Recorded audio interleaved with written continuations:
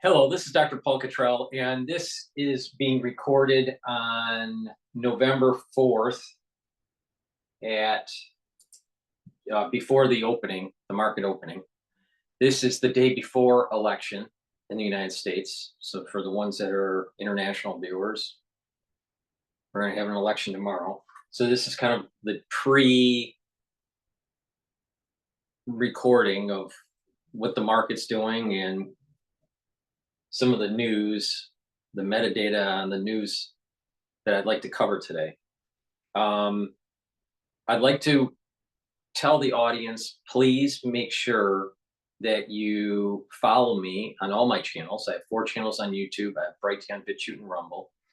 On the election night, I will be going live, and I will have a spaces on X for call-ins. I will start at 7 p.m. Eastern Standard Time and cover the election through the night. All right. Probably will cover it until about 11 o'clock, maybe 11:30. But from 7 to about 11:30, depends on what happens. All right. Maybe it's early, maybe it comes in early and no big deal. I posted on X something very interesting. All right. There is something called the Bible Code. And how the Bible Code basically works is that it takes the letters of the Torah in Hebrew, all right, and finds intersection of certain words to try to understand potential futures that are written in the Bible. All right. So if you don't know what the Bible Code is, search it on Google and it'll give you some information on it. It has a high accuracy. All right. But the accuracy goes up or down depending on certain things that happen with the Bible Code. So you can do equal spacing lettering, right? This is a technique that was known for thousands of years, but could only be computed by humans at a very low level. So basically what you can do is you can take the letters of the Torah and you can find words. The whole Torah is one word. It was originally written with no spaces. So it was one gigantic word. But to understand what the story is, you had to have spaces. So you could find code within the whole one word of Torah looking for certain things, right? That's the easiest method of the Bible Code.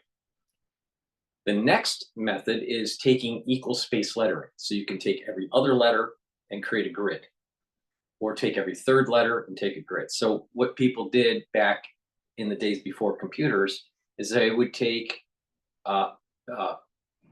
paper, or they would take parchment, and they could write the letters of the Torah on each of the parchment sections, and then they could skip it. So you would write all the letters of the Torah in parchment or on paper and in order. All right. So you have this big stack of letters in the order of the Torah and just skip every other letter. And by skipping every other letter, you would have half of the letters of the Torah because you're skipping, every other letter. Then you can create a grid. You can create, let's say, you can say, okay, I want to take a look at the first book, Genesis, and create a 200 letter by 200 letter grid of this equal space lettering. And it's like a word search. So you can find words within these equal spaced lettering and some sort of grid pattern. The tighter the grid and the tighter the equal space lettering, the more statistically significant it is, the higher probability. And what people have been doing now with computers, you can do fancy things with this. So what you can do is you can now with computers, you can type in words and it will find out, it will crunch and figure out what's the best equal letter spacing and what's the best grid size to find certain word patterns within the grid. Okay. The way Kabbalistically what this means is that the future, the present, and the past are all written in the one word of Torah. That means everything that ever existed, is existing, or will exist is already written. The problem is how do we access it? Now that's Bible code using equal space lettering and grid patterns. There's other more complex things where there's actually, and not many researchers know about this, there are letters with certain symbols for cantillation of reading of the Torah or reading of the Bible. And they are almost like, they can be promoters. I'll call them promoters. So because the code, all right, the Bible is one word and it has, the letters of the alphabet of Hebrew, right? And each letter, when combined, can create a word that creates a concept, right? Well, it's one big string, but there's 22 letters, okay? In our DNA, it's one big string, but 4 letters. It's a 4-base system, not a 22-base system. So what you can do is you can take the code and you can have the code fold it on itself. So if there's a certain cantillation note pattern, let's say on a particular letter, and another cantillation note pattern in another area of the Torah, right? For that letter, you can fold onto it, all right? And by folding onto it, you can do some manipulation of the code and get new insight in future, present, and past in the code, all right? Now, a lot of people are going to say this doesn't exist, blah, blah, blah. I don't really care. I don't care what you think. But the thing is that this code, according to Kabbalah, is that all past, present, and future is written in it. There's many different methods to look at this code. Most of the method is equal space lettering with 2D grid pattern. But with computers, you can now do a 3D grid pattern, right? And if you want to get into higher mathematics, you can do a 4 or 5 degree dimensional grid pattern. All right, so you can do a 2D, 2-dimensional grid pattern, which is what most Bible code researchers do. But the computers can do higher dimensional grid patterns. And then you can view it as almost like DNA, where it can fold on itself and code for new concepts or code for something new.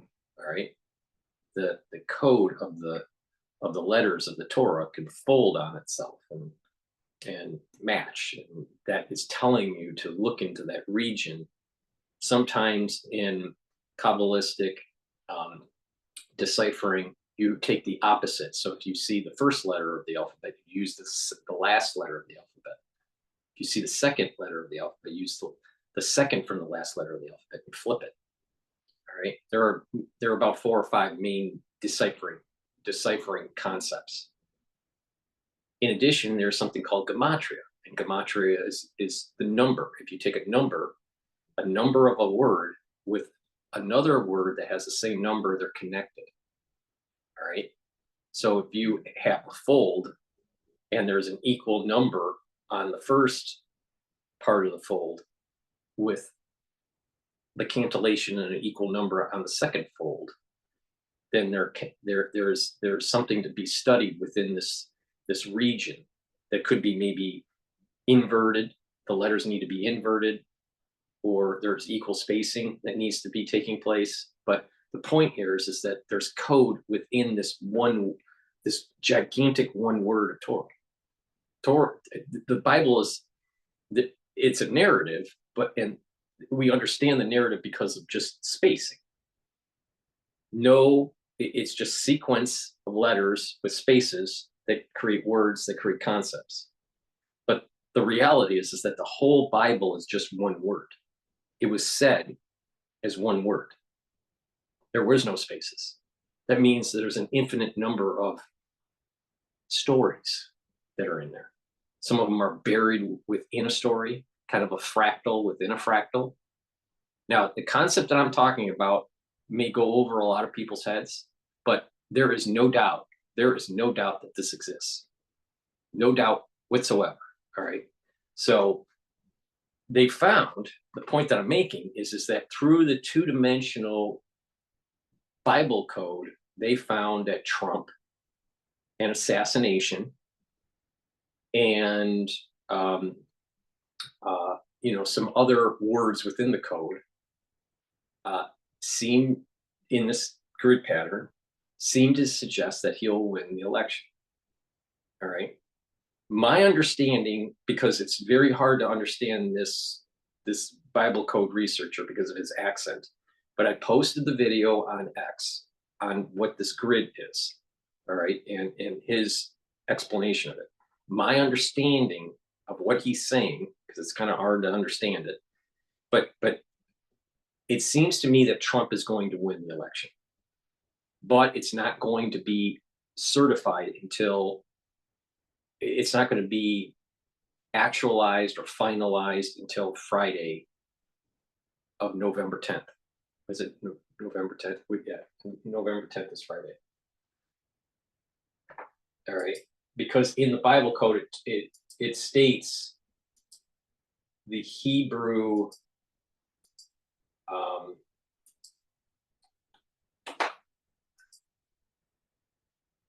the 8th. I'm sorry, not the 10th. November 8th. November 8th. So basically, the Bible code is saying he'll win, but there is some sort of delay. Now, it doesn't say why. Now, does that mean that maybe there's some legal things going on in the courts and they can't finalize it until after the court? I don't know. Maybe there's some stealing that's going on. I don't know. Maybe there's some sort of too close to call for, and then there has to be a recount. Who knows? But it seems in the Bible code that Trump wins, and that it doesn't get finalized until till that Friday, which is November 8th.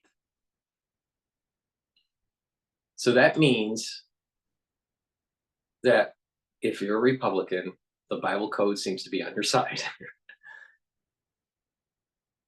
Now, this probably has about an 80% chance of being accurate.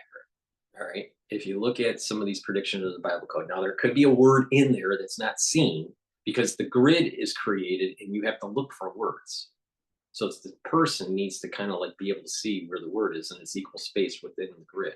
So you have equal space to create the grid, and then you have equal spacing to find the words in the grid.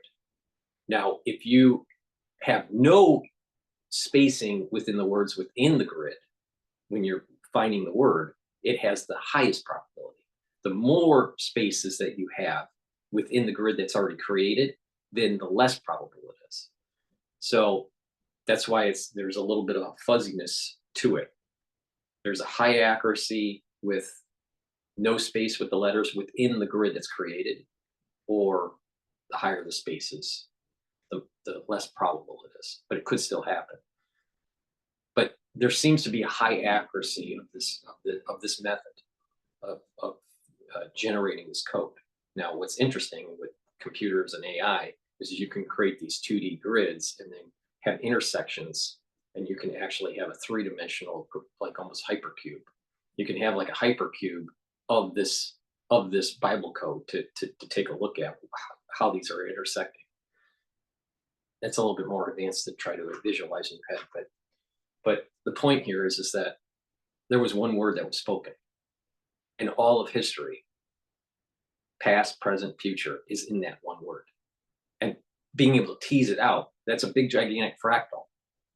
And to be able to tease it out, those patterns within that one word, you have to use high computational analysis to do these equal spacing, lettering, and these grid patterns. But again, like I said, there's other methods where you can have things bold, almost view the code as DNA with a 22-letter system instead of a 4-base system. And there's things that can come out of it. There's fractals that can come out of the actual code. All right. Okay. So we're going to go over the markets now. Right now, the markets are the futures market, because it hasn't opened up yet. The New York trading hasn't opened up yet. Futures for the S&P 500 is 5,728. That's below my 5,800 target for year end. I'm still at the 5,800 to 6,000 target for the S&P 500. Why is it lower? Because there is this election volatility thing. I still think it's going to rally, independent of if it's Trump or Harris that wins. But you have this pre-election volatility in the market. I'm not too worried about it. But I do think that by year end, you're going to be the S&P 500 is going to be trading between 5,800 to 6,000. That's I still have that call there. You know, support levels for the S&P 500 obviously would be the 5,500 mark. That's a very psychological support level, but you also have fib sequences that are at the 530 mark, and you know, so you know, you got to keep in mind that there's pretty strong support levels. There's because of the overlap of the COVID crisis, fib sequence, and the bull market, 2-year bull market fib sequence. They overlap, and at those overlaps, those are very strong support levels. I'm not too worried about a sell-off. Some people say, "Oh, it's going to be a sell-off, big sell-off, blah blah blah." I don't think that's going to happen.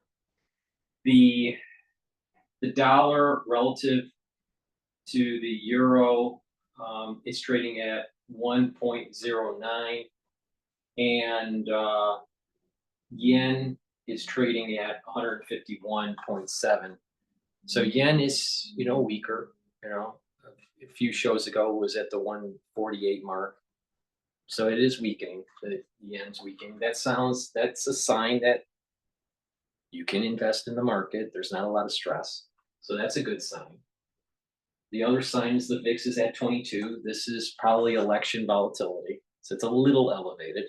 There's a little bit of risk building up in the market. And that's part of the reason why the S&P 500 is trading a little lower. And oil is trading right now at 71.81. So for WTI. So that's where the markets are right now. Please make sure you go to my store and help support my work. All right. I do a lot of effort to try to inform you, all right, about the economy, about how to improve your health, about the geopolitical unrest that's going on in Europe, in the Middle East, and in Asia, which I believe is all connected. So please help support my work by purchasing the products that I have on my store. I have ebooks, but I also have great supplements. And I have curated different boxes, the longevity boxes, which is a new brand that I'm coming out with, the anti-aging boxes that have been very popular, but also individual products. And some of those individual products are some of the basics that you need to take every day. These are things that I take every day. I do this health protocol, and this health protocol is basically, you do proper diet, exercise, you filter your water, right? You do balancing exercises, you do stretching, you have to do a little bit of cardio, a little bit of resistance training, proper supplementation, proper sleep, proper mindfulness, some sort of spirituality, and you have to challenge your brain. You have to learn new things, you have to read, write, and talk to people, right? That's really important. And when you couple that all together in a holistic way, you can slow down the aging process, and you can improve your immune system and your endocrine system.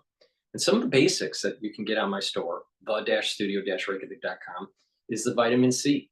Vitamin C is really important for your immune system and for your skin. We're in the cold season. If you're not feeling well because of a cold or whatever, take a double dose of vitamin C throughout the day, and make sure you drink it with filtered water. Another, staple is a multivitamin. You need to take a multivitamin. This is an easy to digest multivitamin, because multivitamins are cofactors for enzymatic activity. with proper cofactors for enzymatic activity, your cells will perform better. When your cells perform better, you have better metabolism, you have better immune system, you have better endocrine system. Your bodies work on cells, right? Your cells do, the heavy lifting on things. So you got to feed your cells the proper nutrients, and proper supplementation is really important. So please take a multivitamin every day. This is an easy to digest multivitamin.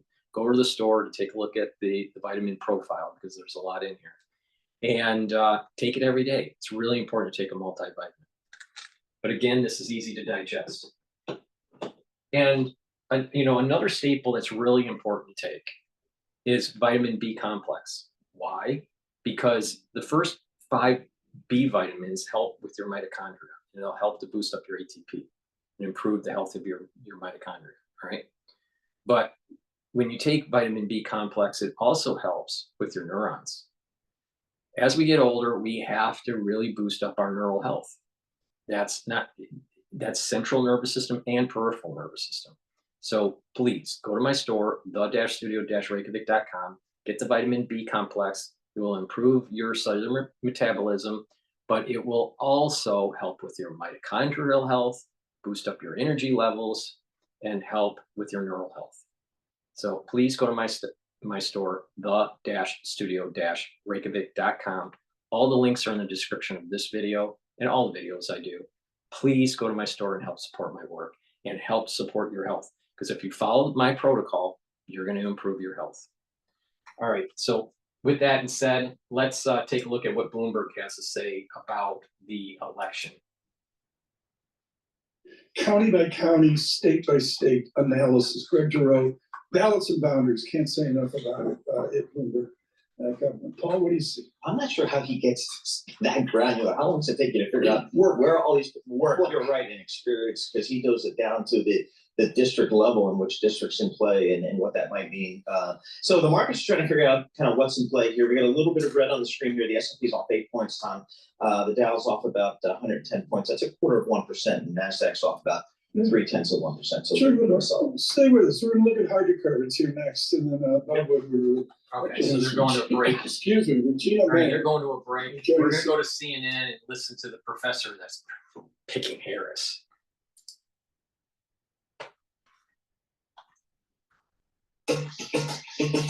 Each and every day, you make decisions. To make the right decisions, you need more than just data.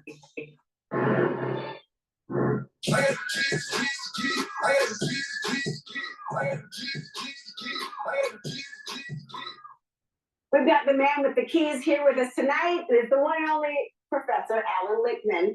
He has correctly predicted 9 of the last 10 elections. And the one he got wrong, 2000, he argues he actually got right, since Al Gore beat George W. Bush in the popular vote. So exactly how does Lichtman make his predictions? Well, he says we should follow his 13 keys to the White House. They include things like incumbency and third-party candidates, state of the economy, and social unrest. If 6 or more go against the party in the White House, its candidate will lose. Fewer than 6, its candidate will win. So what are the keys saying today? Let's bring in Alan Lichtman to talk all about it. So he creates this multifactorial equation, and it's basically, will that candidate win or lose based on these keys, he calls them. So everything with Trump is chaotic. You can't model a chaotic system. Sorry, you can't. You can try, but a chaotic system breaks down somehow, some way, gives you an unexpected result. Everything about Trump is unexpected. Everything about Trump is chaotic. That's why trying to model this is not going to work.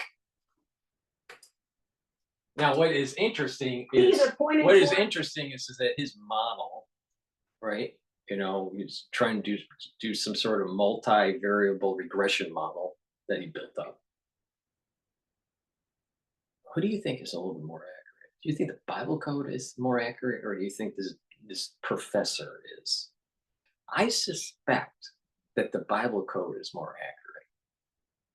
Now, it could be our interpretation of what the Bible code is saying is wrong, but we'll see. We'll see. Bible code is saying that Trump's going to win. And not only that, it gets into the details where it's not going to be finalized until Fat Friday. Now, it doesn't say why. Maybe there has to be a recount. Maybe there has to be, legal issues that have to go through the system. Who knows? I don't know. I don't know. Maybe a state calls that most likely is going to go for Trump, but it's so close that they have to, just double check to make sure that is. Maybe all the certifying takes place at the state level, by Friday and not election night. Maybe that's what the Bible code is saying. I don't know. But it states Trump, the election, that he's going to win. The way I understand from the Bible code interpreter, is that Trump's going to win and that it's not going to be finalized until November 8th. So Friday, even though the election's on the 5th. So let's see what Mr. Regression Analysis has to say. Kamala Harris, has anything happened in the last few weeks makes you feel more confident in your prediction? Nothing has changed. And by the way, I didn't say it was right in 2000 because of the popular vote. I said I predicted the right president based on the intent of the voters in Florida, as I proved in my 2001 report to the U.S. Commission on Civil Rights. But historians will be debating 2000 forever. Nothing has changed. The biggest myth in American politics is the so-called October surprise. I've always How could nothing have changed when over the weekend they killed a squirrel because of an overreach of the Department of Health? All right, I forget which state it was. And the other issue is that Kamala has not really, it doesn't seem like she's really galvanized any new voters. Now, maybe that's also true with Trump. I don't know. But the thing is that things have changed since the last they talked. I mean, they just killed a squirrel. I mean, anyone that watched John Wick, you don't mess around with the dogs or the cats or whatever, right? In this case, the squirrels. And I'll tell you, I think that the polls, there's something about the polls that's not picking up something that is on the side of Trump. Before then, and never changed that. In 2016, for example, we had the biggest October surprise. Donald Trump on tape bragging about sexually assaulting women, and a lot of women coming out and saying, yeah, he did that to me. Even Republicans were saying he was finished. I did not change my prediction of a Trump win, which, Laura, you can imagine, did not make me very popular in 90% plus Democratic DC, where I teach at American University. Well, you usually have a lot of butterflies ahead of an election, even if people getting backlash or otherwise. But you have said that this year, you say you feel like you have I think it was a flock of crows, not just butterflies, in your stomach. What makes you so anxious this time? Well, two things. Number one, I have never experienced the kind of hate I've had heaped on me this time, which has made me very nervous. I've had hate that's scurrilous, vulgar, threatening, violent. Security of my family's been compromised. We've had to notify the police. We've had to fortify our home. It's been terribly upsetting. The other thing is, I believe democracy is on the line in this election. If I'm wrong, so be it. I think being wrong once is not going to discredit my system, but I think if I'm wrong, then our democracy is in very serious peril. Democracy is precious, but it can be wait. He's predicting Harris, and he's supposed to be a scholar, and a scholar is supposed to be nonpartisan, right? You're supposed to be able to collect the data and just, interpret the data, try to be as factual as possible, and keep the opinions out of the analysis. Then he's like, well, if I'm wrong, then it's going to be the end of democracy. This clown. All right. John Hogue that I did a recording on, and I'm going to be replaying it tonight, predicts that Trump will win. At least win the election. Let's put it that way. And the Bible code is saying that it looks like that Trump's going to win, but there's going to be something strange about the time between Tuesday and Friday. Something doesn't get finalized until Friday.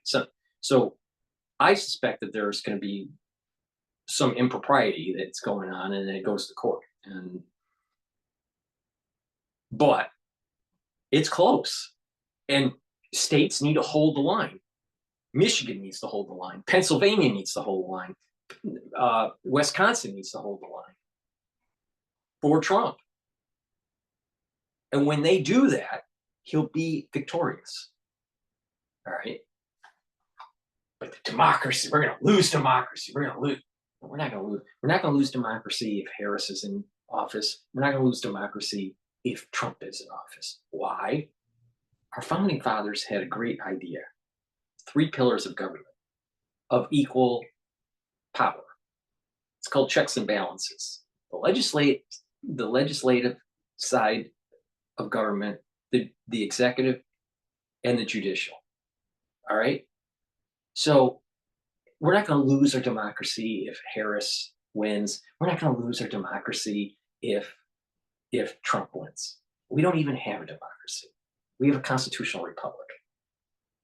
The Democrats want a democracy because they want majority rule, codify what the majority wants for that current zeitgeist, and then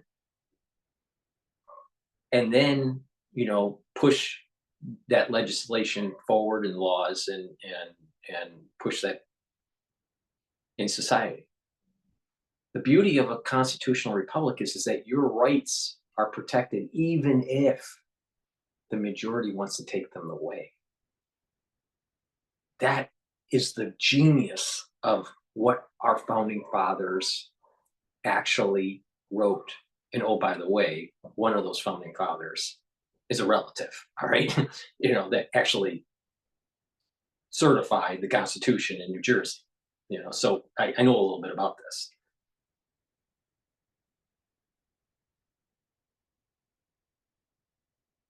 Our constitutional republic is more important than this idea of democracy. Because democracy can take away your rights that have been enshrined in a document because mob rules. The whole idea is majority rules in a pure democracy. And that's what the Democrats, when you look at their name, that's what they really want. They want to overturn a constitutional republic. And we're not going to lose our constitutional republic. We're not going to lose our democracy. We don't have a democracy, clown. So we're not going to lose our constitutional republic because we have balance of powers, right? But it's not going to be a smooth road. And they're going to be trying to pass bills that erode your constitutional freedoms. And then what happens is it goes to the Supreme Court and it gets bounced back. Now, the problem comes in is that when you have a White House, a legislative branch, and the judicial branch, all the same party. Now, they're at different frequencies. The legislative makeup during elections happen every 2 years, so that changes. The executive branch changes every 4 years, right? Because of elections, or the chance of changing every 4 years. So you have high frequency changes in the legislative, which is why everything seems to be chaotic. You have a medium 4-year frequency of change in the White House, in the executive branch. And then you have life term in the judicial through Senate confirmation hearings. So you have a low frequency change. So you have high frequency change, medium frequency change, very low frequency change. There is a genius about this concept with a constitutional republic and frequency of change within the different branches of government. Because of this change in frequency, the zeitgeist opinion, because of some sort of mob rule in the legislative branch, could be circumvented if a different party is in the executive branch, through veto. But even if it's the same party, the ruling party and the legislative is the same party ruling the executive, the probability of it going all the way through the judicial branch is lower, because there's some sort of composition between Republican and Democrat. Now, ideally, it would be 50-50, but that's not how it works. In some eras, you have more Democrat, and some eras you have more Republican represented on the bench at the Supreme Court. Well, if you have, let's say, a executive branch and a legislative branch that can push policy that is eroding some of the constitutional rights that are perceived by the other party, and it goes to the Supreme Court, and let's say that Supreme Court ended up having a composition that's the majority composition within the Supreme Court is in line with the majority at the legislative and the executive branch. Let's say, for example, Democrat in all three branches of government are highly represented, and they do things that the other party, the Republican Party, don't like, that they feel is an erosion of the constitutional freedoms. Then what's going to happen is there's going to be a feedback loop for the next election within the legislative branch to push more seats to go Republican. And when that happens, that will change things. So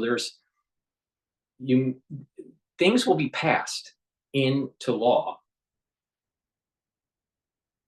and then eventually there is a slow churn that it comes back. A good example of this is this whole Roe v. Wade. It took from 1972 to 2020, I think it was, when it was overturned. 2021, I don't remember what year it was overturned, but you're talking about 30, 30, 40, 50 years, almost 50 years or whatever, of a system churning to a point where it, in my estimation, the Supreme Court ruled right that it's really a state issue, not a federal issue. So it's important to understand that there are these frequencies, these different frequencies: high frequency at the legislative branch, medium frequency at the executive branch, and low frequency of change at the judicial branch, at the Supreme Court level.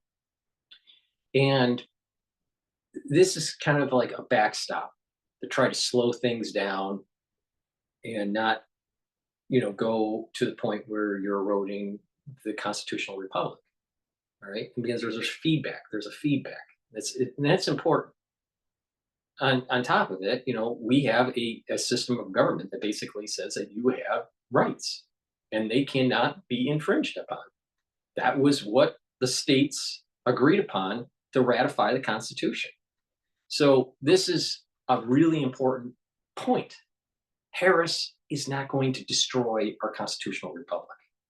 Trump is not going to destroy our constitutional republic because of the checks and balances and this change in frequency, all right, within the different branches of government.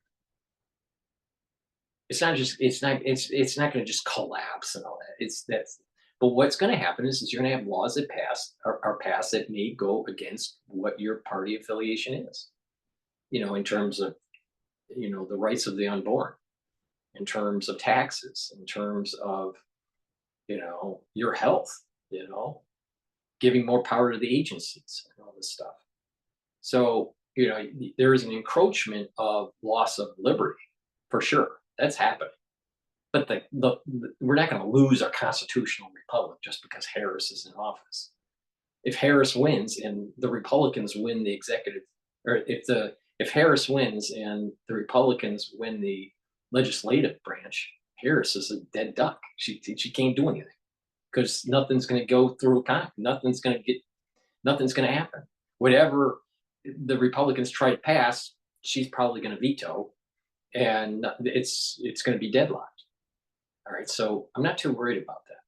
I'm really not. I don't think the world is going to just collapse. I do think that Harris has the potentiality of, raising taxes and giving more power to the agencies. Now, if the Republicans lose the executive branch and Harris wins let me rephrase that. If the Republicans lose the legislative branch and Harris wins the executive branch, then it's very possible that taxes could go way up, and there's this an intrusion of these agencies in our lives. But eventually there's a 2-year feedback within the legislative branch that kind of self-corrects. So it's not going to be the fall of the institutions. It's not going to be the fall of the country. I don't believe that for a second. But it could be harmful for the economy. It can be harmful, with increased taxation, increased indebtedness, and how we execute wars.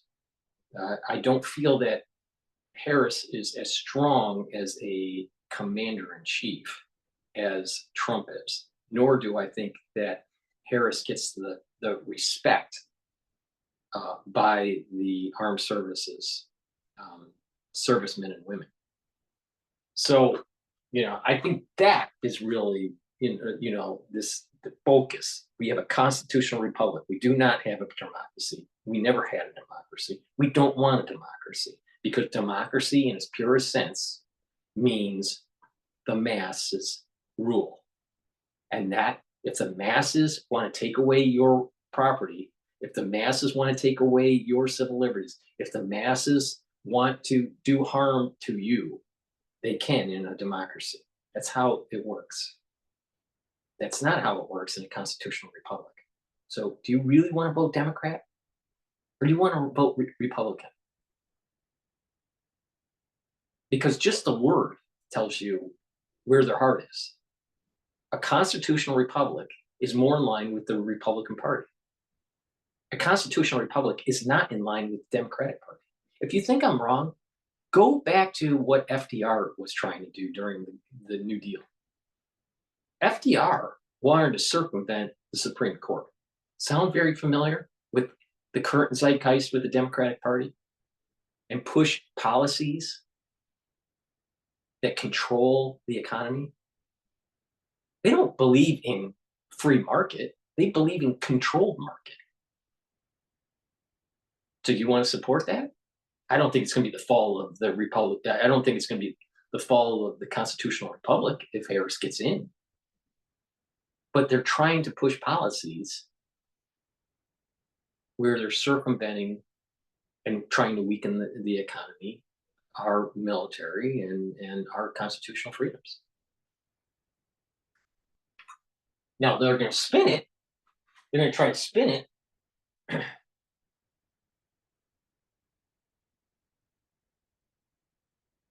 that Trump's going to be eroding our Constitution and all this, the Republican Party is going to erode the constitutional, rights of women, with their crotch rights, and they can just have their abortion any time of the day, 7 days a week, 24/7, no matter what. Now, I do believe that women have rights that are in the Constitution, just as much as males have rights. But the same logic of giving rights to women with the Constitution, because at a time there was a zeitgeist that said that women didn't have as much rights as men. There was a period of time in human history where that was true. Right? That's the way the society worked.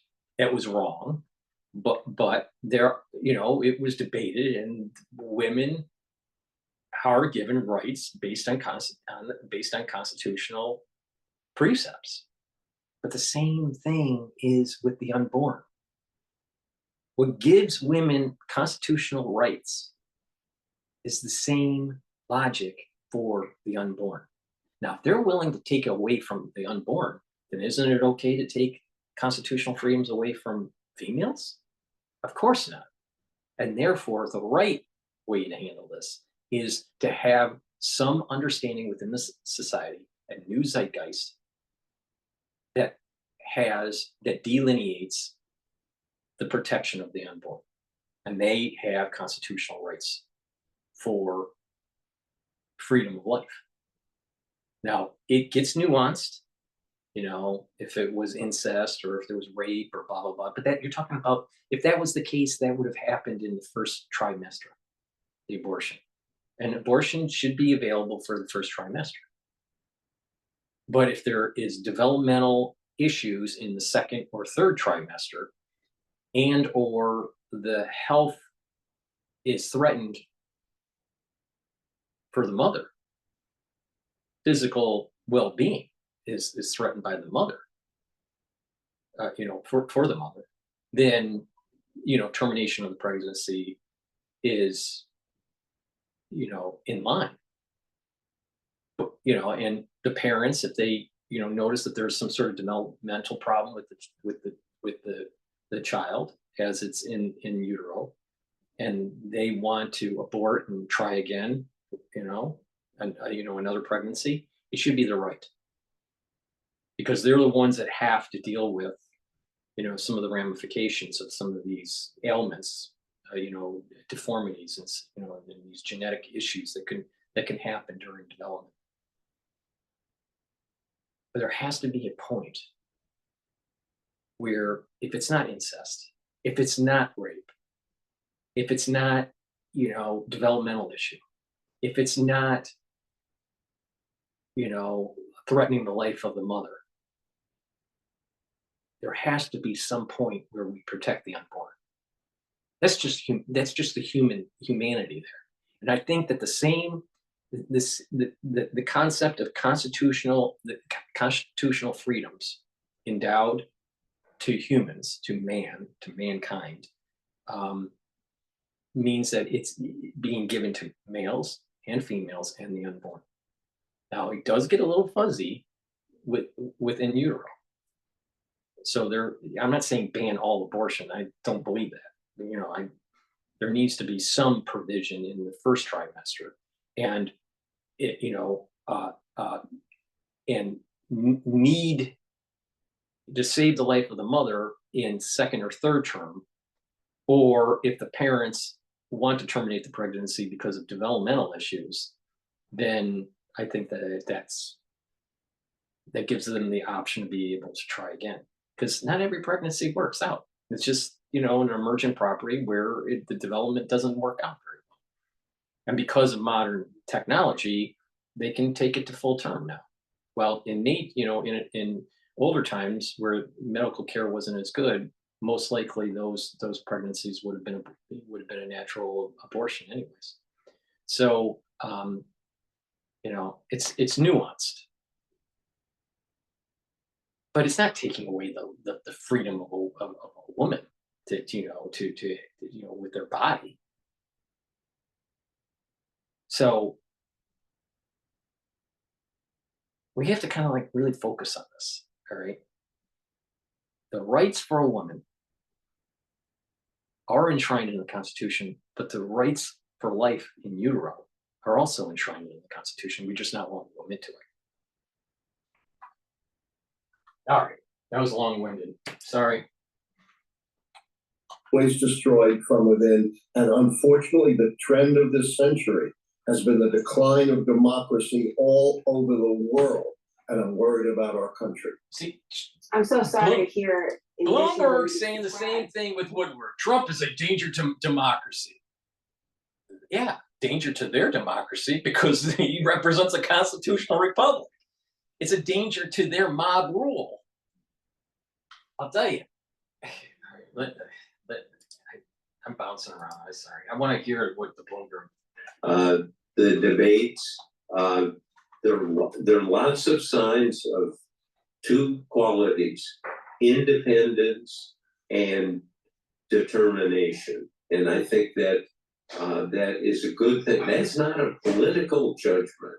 It is what I was able to do in the reporting about what her course of going to president school is. She's got a national security advisor named Phil Gordon, who is really experienced. Right. Really goes back a long time into the White House and the State Department and brings a lot of knowledge. Who's Donald Trump's national security advisor? His mouth. He will say whatever he wants, whatever springs in. That is the danger we face. Bob Woodward, one final question. The dedication for my lifelong friend and reporting partner, Carl Bernstein. Do you guys talk a lot? Like, is there a Bernstein-Woodward take on where this nation is going right now? Well, we do talk all the time, 3-4 times a week for sure. We saw each other recently. We did an appearance together just a few days ago in New York City. The question here is, who's Trump? Who's Harris? One important credential that Harris has is that Secretary of Defense Austin has a lot of respect for her. I describe new scenes in the book about what Austin has done and how he's been very. You think that the record for the Biden-Harris administration is good in terms of foreign policy? Are you fucking kidding me? Are you fucking kidding me, Bob Woodward? Look at what happened with Ukraine. Look at what happened with the debacle of the withdrawal from Afghanistan. Look at the Middle East is in flames, and we have a weakened military, a weakened navy that may not be able to actually do a three-front war with Asia. And we're going to have these experienced people, you know, in the Harris administration. You had experienced people in the Biden administration. You even had experienced people in the Trump administration. You know, the problem is Trump kept on pushing back on the national security state. He thought they were going in the wrong direction. He didn't like it. Meanwhile, you got an empty suit Harris that's going to just nod her head and go, "What would you like, Secretary? You know, what would you like, Secretary? What would you like, national security state? Whatever you want." Because she's in an empty suit.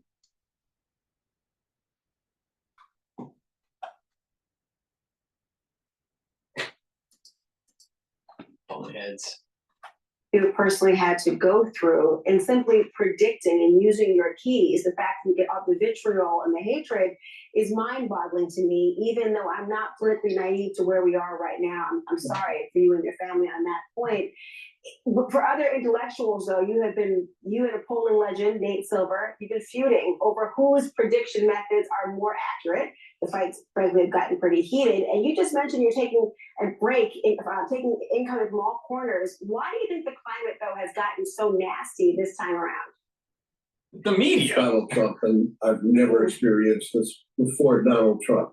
We've never had a candidate before who has dehumanized his political opposition, called them vermin, called them worse than the murderous dictator Kim Jong-un, who machine guns his political opponents, calling out the military against U.S. citizens. Not just criticizing Liz Cheney on her foreign policy, which he's a New Yorker. Fucking A, give him a break. but talking about her facing 9 gun barrels shooting at her. We're saying he wouldn't mind if people shot at the so-called fake news, the press. This is what is different. This is what we have never seen before in American politics. He said he'd be a dictator on day one, to drill, drill, drill. Well, drilling doesn't take one day, it takes months and years, and no dictator in the history of the world has ever relinquished power after being a dictator on day one. And by the way, I didn't like Trump any better in 2016 when I predicted his win. My predictions are totally nonpartisan. I predicted the two most conservative presidents of our time. My first prediction was of Ronald Reagan in April 1982, when 60% of Americans said he was too old to run again. He's too biased. And here we are at the 11th hour practically, and your predictions, you say stand, and you're not changing your mind on what you've got from these different keys. I'll be really intrigued to see what happens this coming Tuesday, as frankly the entire globe is as well. Alan Lichtman, always a pleasure to pick your brain. Thank you.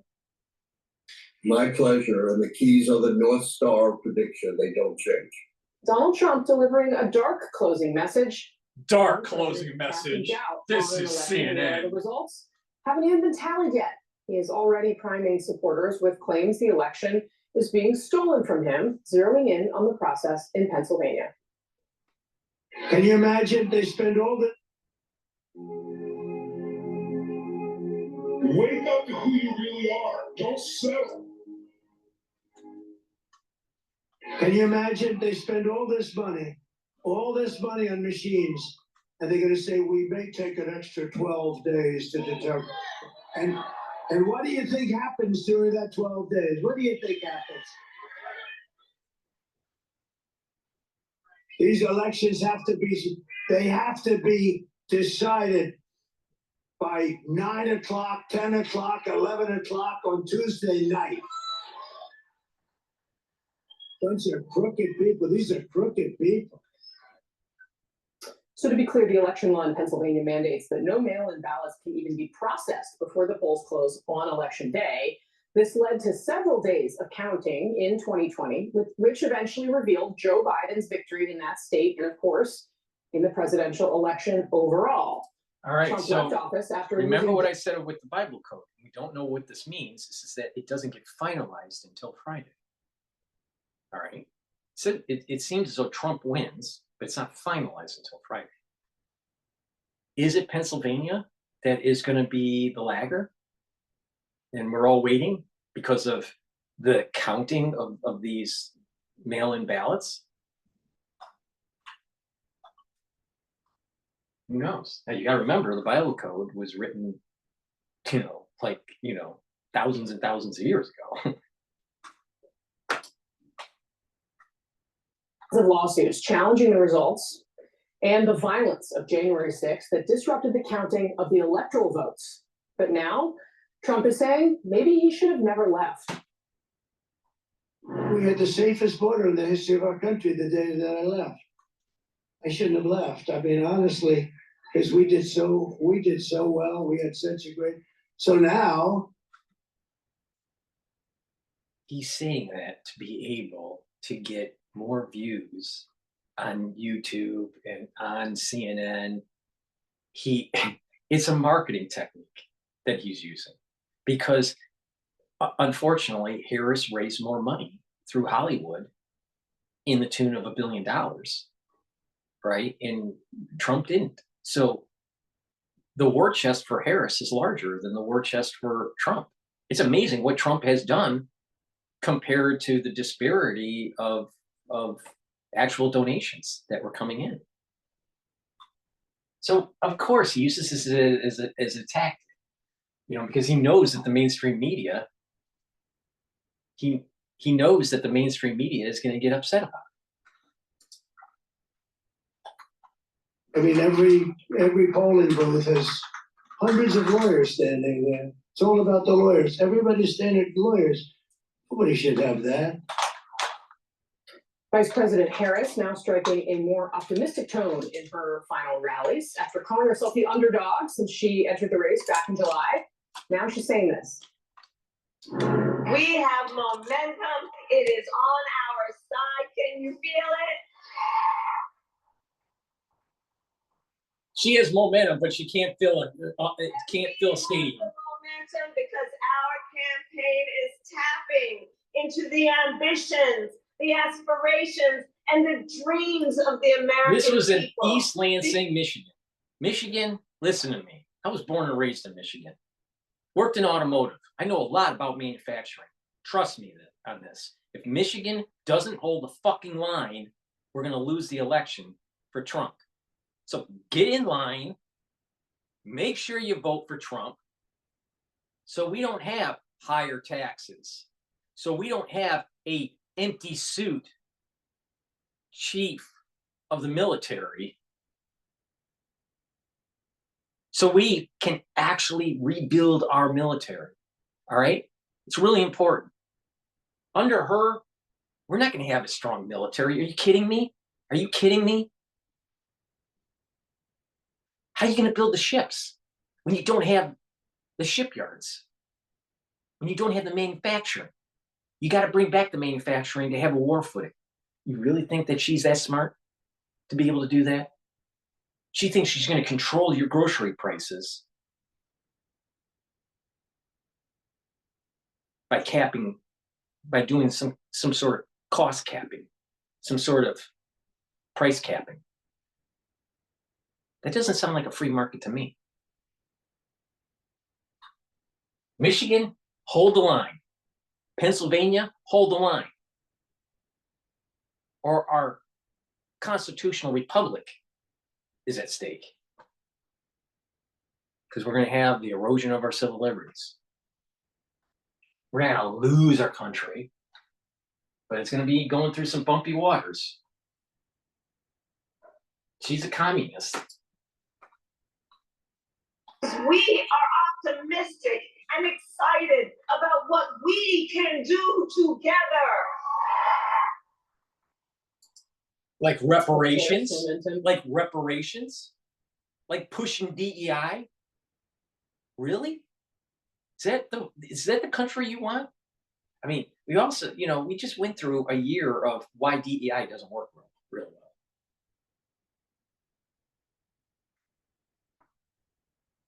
She represents reparations. The trickiest thing to judge here in the final days. Many of the major battleground and national polls have been showing a dead heat in virtually every state for weeks now, which is why this poll out of Iowa shocked so many people this weekend. The Des Moines Register poll shows Harris up 3 points among likely voters, a 7-point swing toward the vice president in that ruby red state from September. The new margin delivering what sources tell CNN is a gut punch to members of Trump's team. I just don't understand this Iowa poll. Being close, yeah. But for it to be, within the margin of error, but with Kamala, why? Iowa's a big farm country. You're telling me farmers want Kamala? There's that many farmers that need abortions? You kidding me? Something's not right there. Is there something weird about the polling that's not picking up some sort of silent majority for Trump? Maybe. Is this just, some sort of bias polling to try to give some momentum in the media for Harris? Maybe. But I have a hard time believing that Iowa's going to go Harris. You kidding me? You kidding me? What did they get? They gave the ballots to the cows?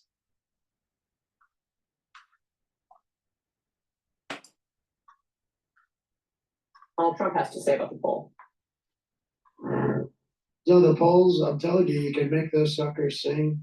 You get the right pollster, you can do, and you really do inflict damage. When you do like this person from Iowa, it's called suppression. They suppress, and it's actually should be illegal because it's in many ways it's worse than the written word, which these guys do quite well, actually. That same Iowa poll correctly predicted Trump's victories in the state in the past 2 elections within 2.5 points of the final margin of victory. Joining us now to discuss all of this, Jackie Kucinich. She's watching Bitchute for the Boston Globe. Jackie, good morning. Good morning. Wonderful to see you. Boston Globe, another liberal. So let's talk about where this race stands here in the final stretch. I mean, you can see there Trump already running this strategy, trying to cast doubt on the results. The Harris team feeling, and when I talk to my Democratic sources, they are feeling cautiously optimistic about where the momentum is. There had been this period where it felt like the race was swinging back towards Trump's direction. I think the big question, Is it coming back toward Harris here in the final days? Well, and you have the New York Times poll this morning that says, yes, that those late breaking voters, of which there are very few, are breaking. They're seeing them break for Harris. Now, will it be enough? And that is the open question. But even listening to those messages, it's really interesting. It's hard to see who the insurgent candidate is at this point. Who's the incumbent?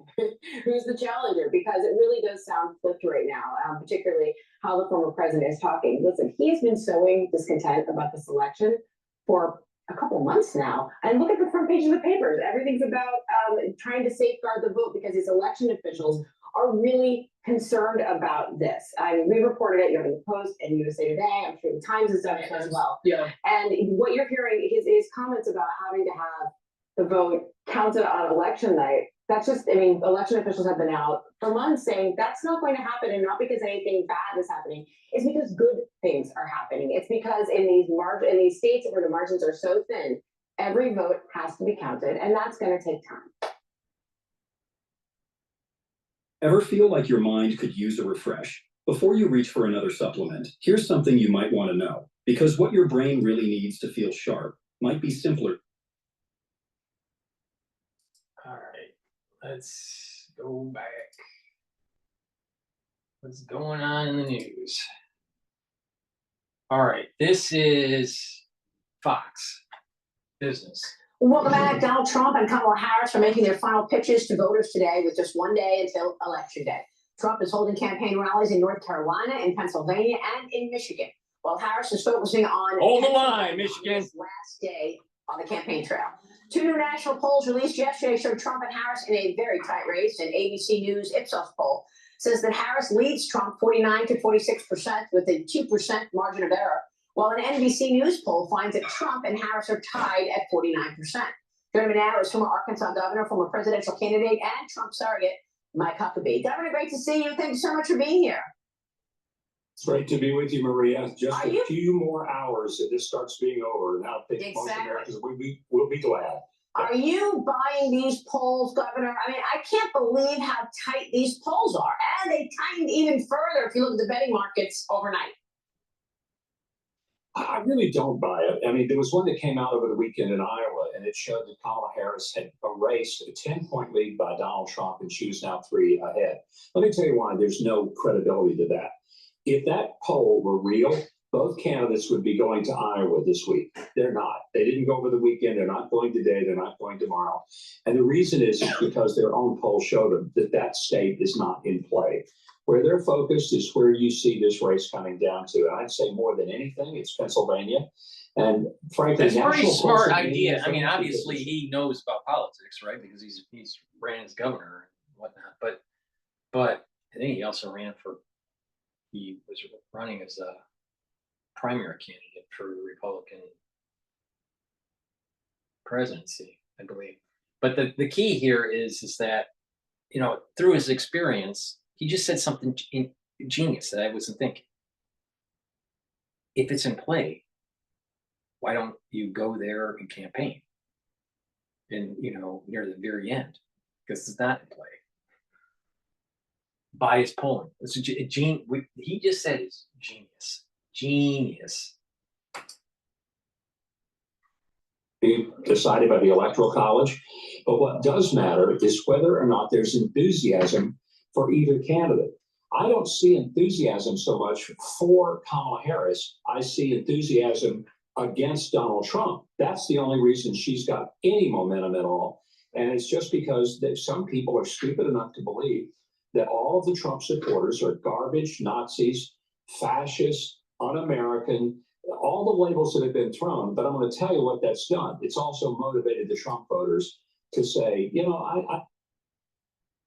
It's the party of Trump. It's the Republican Party that's going to save the squirrels, not the Democrats, because the Democrats want to have more agency control over your life and euthanize your squirrels. Trump's not going to do that.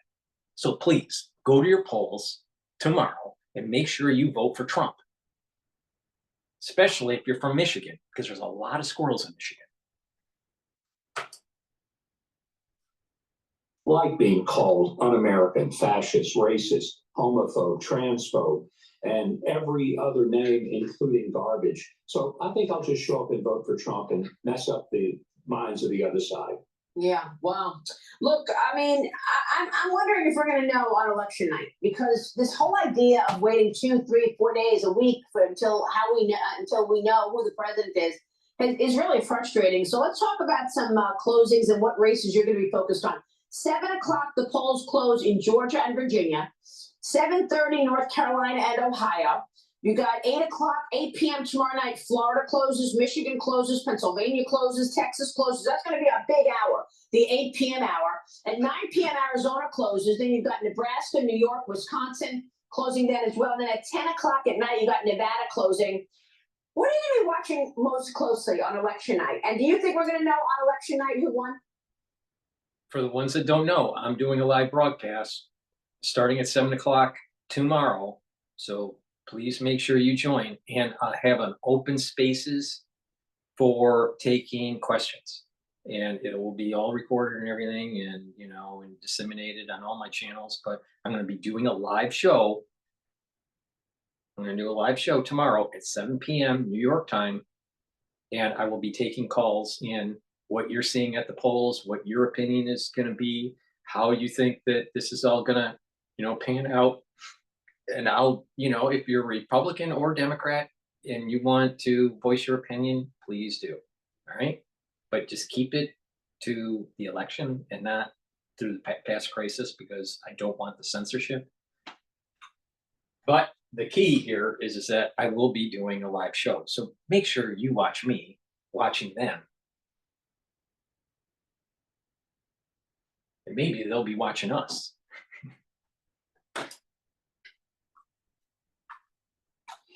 I certainly hope so. I think it's a disgrace that the elections can't be decided on election night. The only reason it can't is because you have election officials in these states that just haven't created efficiency.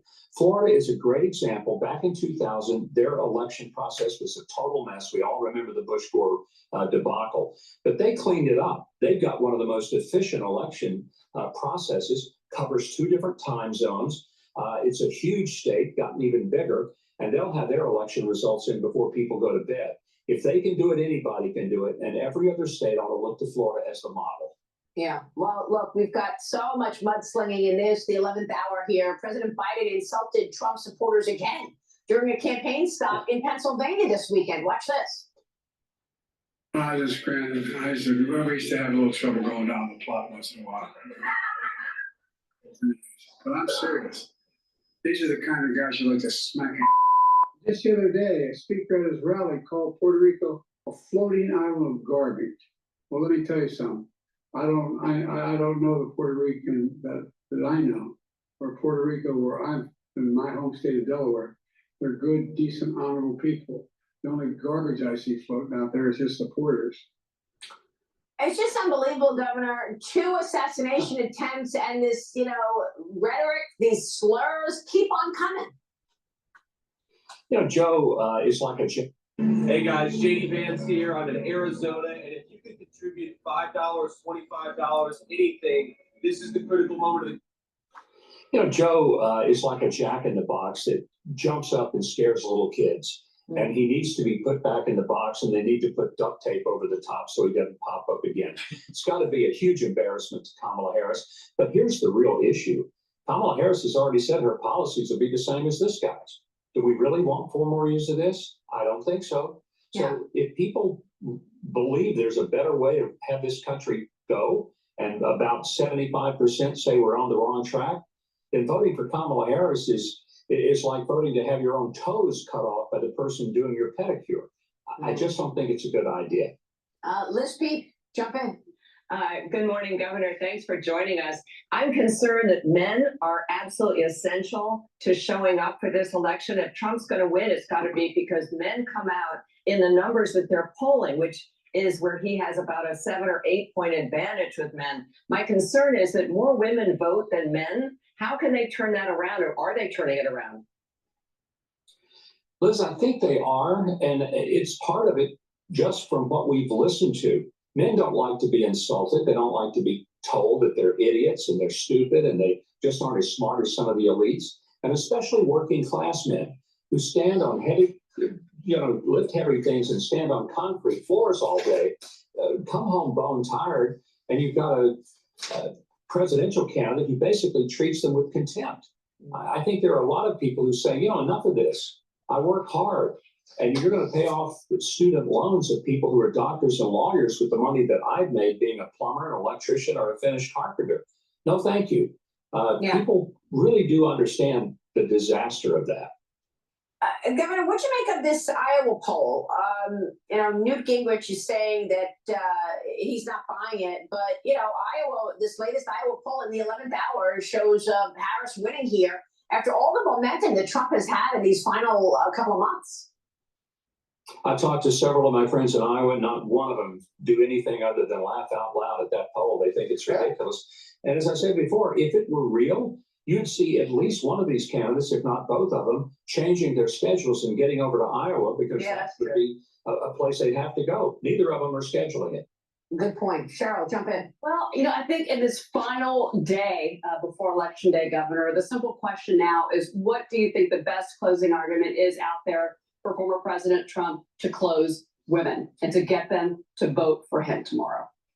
Less taxes. Cheryl, it really comes down to, are you safe in your community? Are you safe in your home? And can you afford the groceries on your table? And can you afford the gas in your car? And the answer is no. And if women vote only for abortion, which frankly doesn't make sense, because abortion is now in the hands of the states. People can get an abortion if they want to. I would to God that they wouldn't. Because I believe every life has value and worth. But if that's the only reason that people vote is so women can kill their babies at will, then we've got a really sick culture going on. So I think the closing message for Donald Trump to women is, this is about you. It's not about me. I'm gonna go into like a Kabbalistic sense here. All right.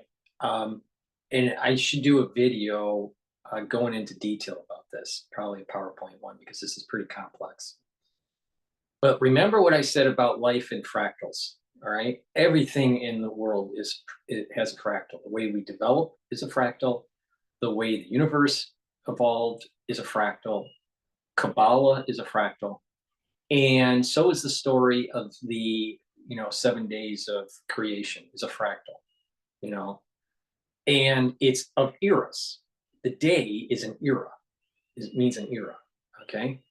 Now, as we progress through the 6th era, it is tied to Yisod, which is foundation, which is an attribute of the Sephirah that's dealing with procreation and sexuality. All right, and after we get through this era, we go into Malchut. And that era of Malchut is the Messianic era, the 7,000th year. All right, we're going into the 7,000th year. So, so the whole point here is that we're in Yisod, and there's a lot of turmoil in the attribute of the Sephirah dealing with procreation and dealing with sexuality. And near the end of that era transitions into the Messianic era. This is all Kabbalistic. There's nothing, I'm not making this up. You can just look it up, and this has been around for a long time, all right? Thousands of years, right? This era of Yisod, you can see playing out in the media, where there is the gender dysphoria, so sexuality is confused. All right, there's a lot of turmoil going on. The idea of gender roles in society, male and female, should males perform in female sports, participate in female sports, and vice versa. There's a confusion that's taking place here. So this charge of procreation, the idea of getting rid of your child versus another group that's saying to have your child, so when you have an attribute that is polarized, an attribute of the Sephirah that's polarized, it creates an energy force, and that polarization is positive, negative. All right, or good, bad, or save a life, kill a life.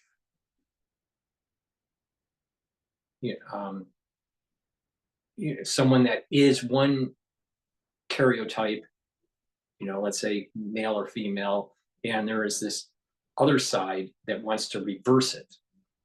So there's this tension that's taking place in the attribute of the Sephiroth in Yisod. It gets more and more intense with more killing of the unborn, with more gender dysphoria, with more issues with sexuality and procreation. And then all of a sudden, there's a societal collapse or a societal shift, a zeitgeist, a new zeitgeist that shifts right into the Messianic era. And we're seeing this playing out in it. I'll do a video that goes into more detail about this concept, that each of the Sephiroth has a mapping to the days of creation that tie into actually eons, ties into epochs of human history. And it's a fractal. So you have days of creation, 7 days of creation, right? But you also have, every 7th day is a day of rest. Well, you also have, rest at, the 7th year. You also have rest in the 49th year, right? You also have so you have weekly rest, there is an annual rest, there's there are year rests, there are jubilees, there's also cosmic rest.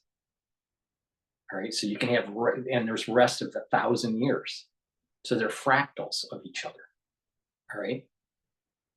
Days of the creation with a day of rest also translates into a fractal to 1,000-year rest, which is the Messianic era.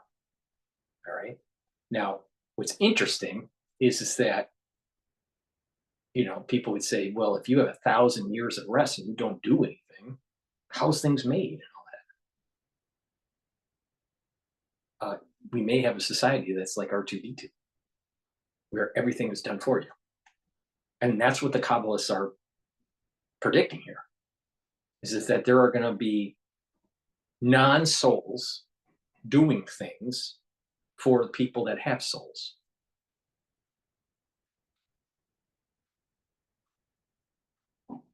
So you're seeing this tension within Yisod, with this procreation sexuality in society, all around the world.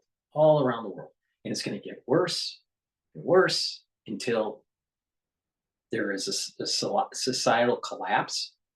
And then all of a sudden, the Messianic age gets booted in. You go right out of Yisod and you go into Malchut, the year of the Messianic era. The transition into really the Messianic era. But there's some details that I need to go over in the PowerPoint. But that's the crux of it. And you're seeing it playing out in the media. But the thing is that very few people can see these things. I'm not the only one that sees this, but there are very few people that see it in this lens. And like I said, the ultra-liberal, if you pay attention to what I've been saying for a year, the ultra-liberals' tail, they're going to eat their own tail. And that the pendulum from ultra-liberalism is going to swing to conservatism because of this, with the DEI and the gender dysphoria and the destruction of this idea of, no affinity to God, country, or family. The Democratic Party isn't for family. They're not for family. They want families to be fractured, for sure. They're not for country, because they want a one world government. And they don't have a strong affinity to God or spirituality. And so when you have these three things, it's no wonder that Yisod is in such turmoil right now in the age that we live in. And It's going to get worse, but what's going to happen is that conservatism is going to boil up to the surface and let in the end. It's this the sun is setting on Yisod. You know, I'll try to be poetic here. The earth always has a sunset and a sunrise, no matter where you are in the world. Okay? So there's going to be this point where you have a sun setting of Yisod and the sun rising of Malchut, because of this destruction that's going on with God, family, and country. Because of this energy problem that's in Yisod.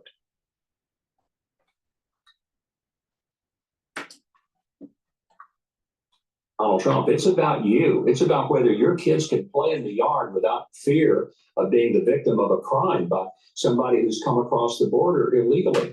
It's about whether you can afford to send them to camp or college. It's about whether you can live your life with a level of freedom and economic capacity. And you can't do it if Kamala Harris gets in, because you've lived under the Joe Biden, Kamala Harris policies for 4 years, and it's been a real mess for you. So why inflict that pain on yourself for 4 more years? Mm-hmm. Yeah. And Governor, what's the most important policy you'd like to see change should Trump return to the White House? Is it the border? The new Bearskin Hoodie 4.0 claims to be the most advanced, waterproof tactical hoodie ever made. But the real part?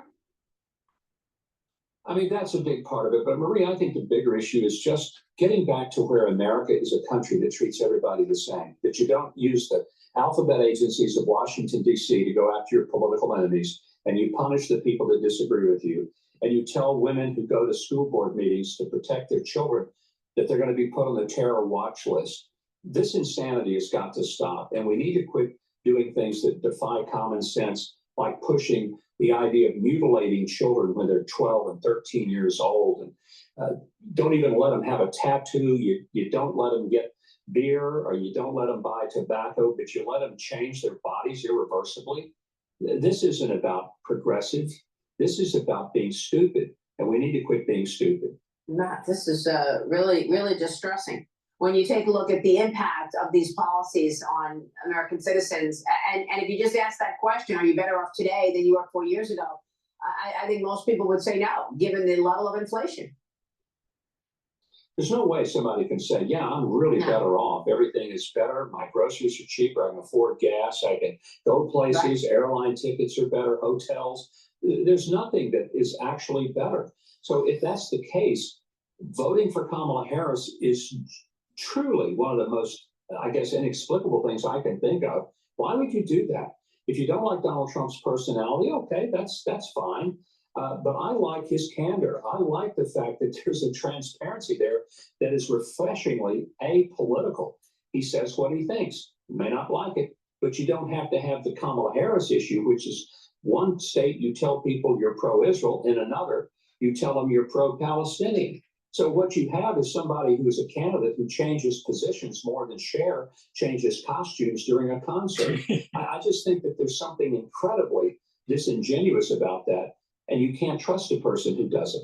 So today, Nikki Haley is out with an op-ed in the Journal, Governor, and it says, look, Trump may not be perfect, but he's the better choice. Do you think Trump needs to go after the Nikki Haley supporters aggressively in these final hours?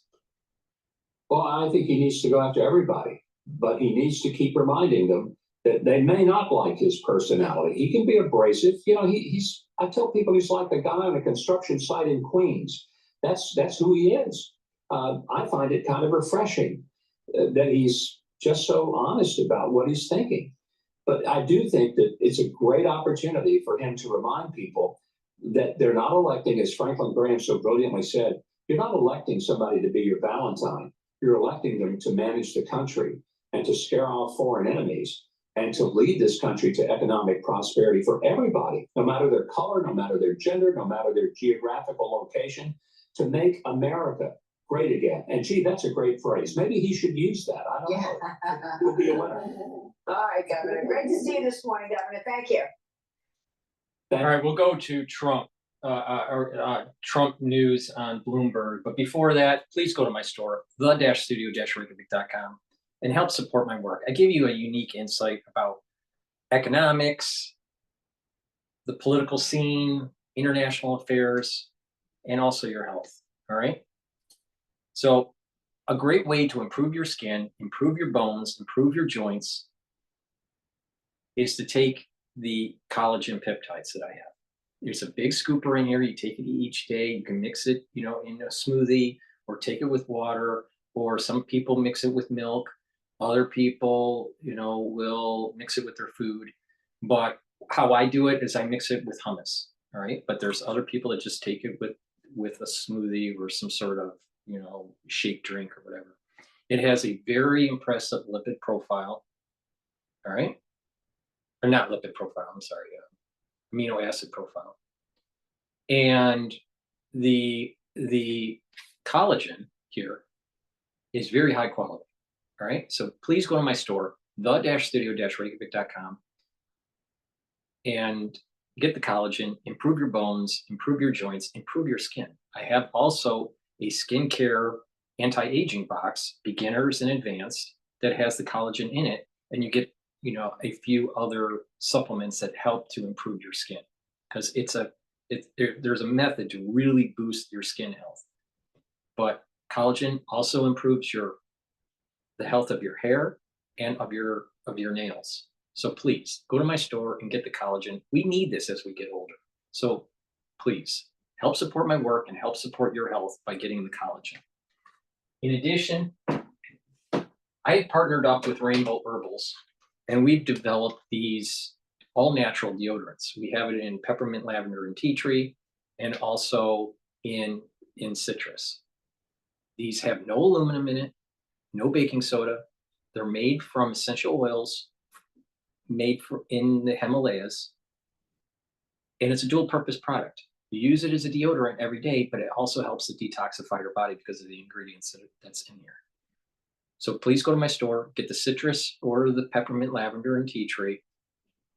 It's for males and females. Get a couple bars for your household and help support your health and help support my work. And olive leaf extract, really important. It's a dual purpose product. You should be taking this every day. Why? Because it'll help to improve your immune system and your cardiovascular system. How does it work, Dr. Paul Cottrell? It works like this. Olive leaf extract will lower your LDL and increase your HDL levels. So that means that you're improving your lipid profile, and that means you're controlling your total cholesterol. All right. By doing that, you're improving your cardiovascular health because you're reducing the chances of having oxidized LDL, which builds up plaque. So you're reducing the chances of plaque buildup. In addition, olive leaf extract helps with the immune system by bringing down inflammation.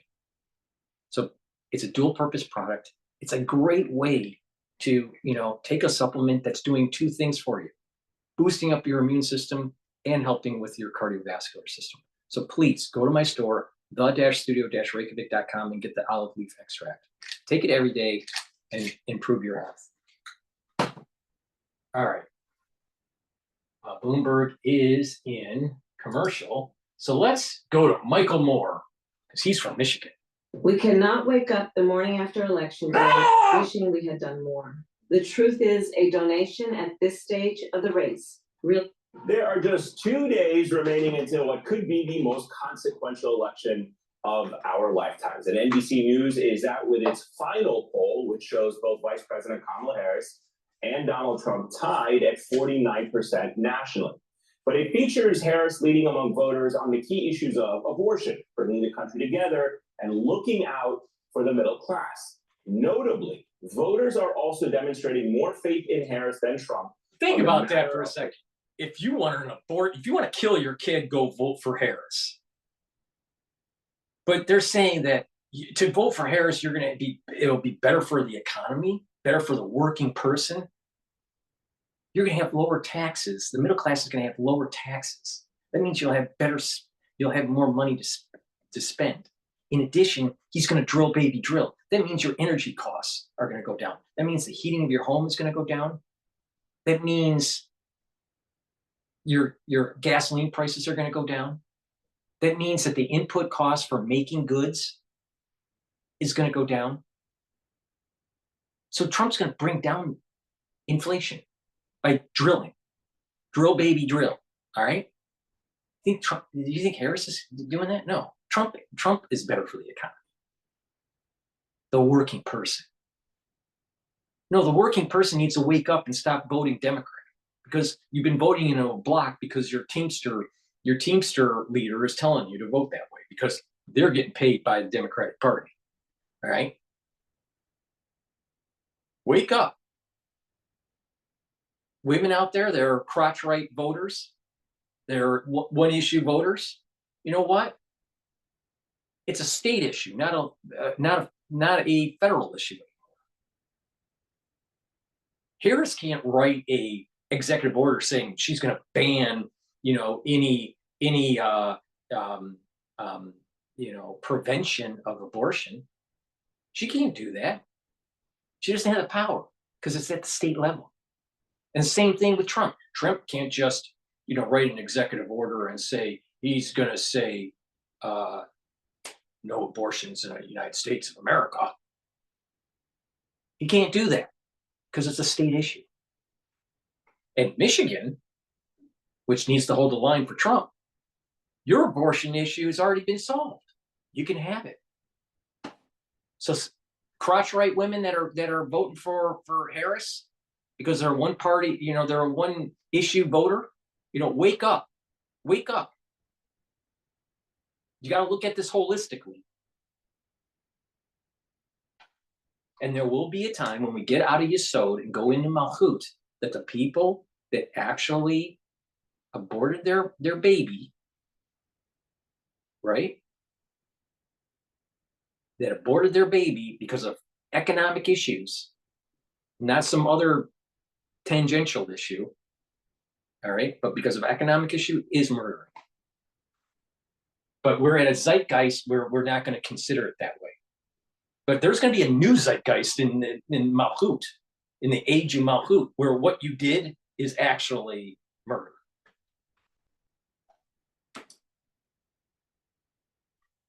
Our democracy. And this idea is central to Harris's final pitch to voters in these final days before the election. Here's what she told reporters just today in Michigan. The systems that are in place for this election in 2024 have integrity.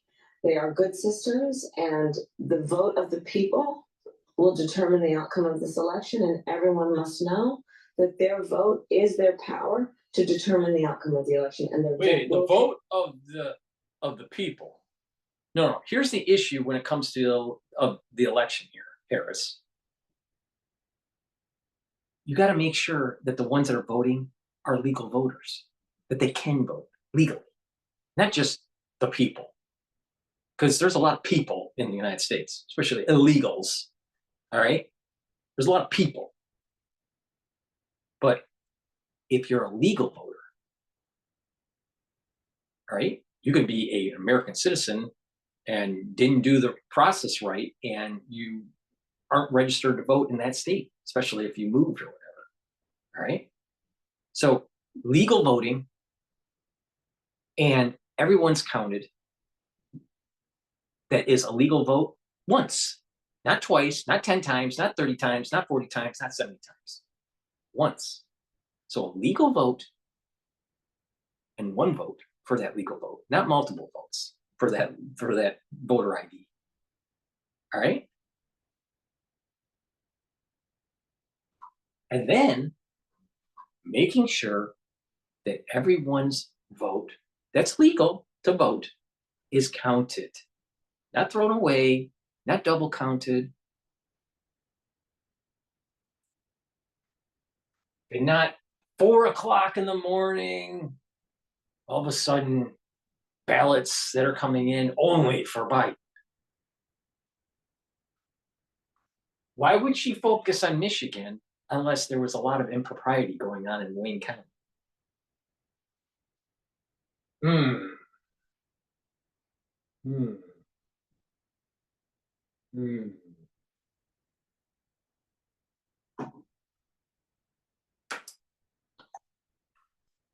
It does matter. Meanwhile, Donald Trump's contempt for Architects. Worn when it counts. Outerwear for mountain athletes. Architects.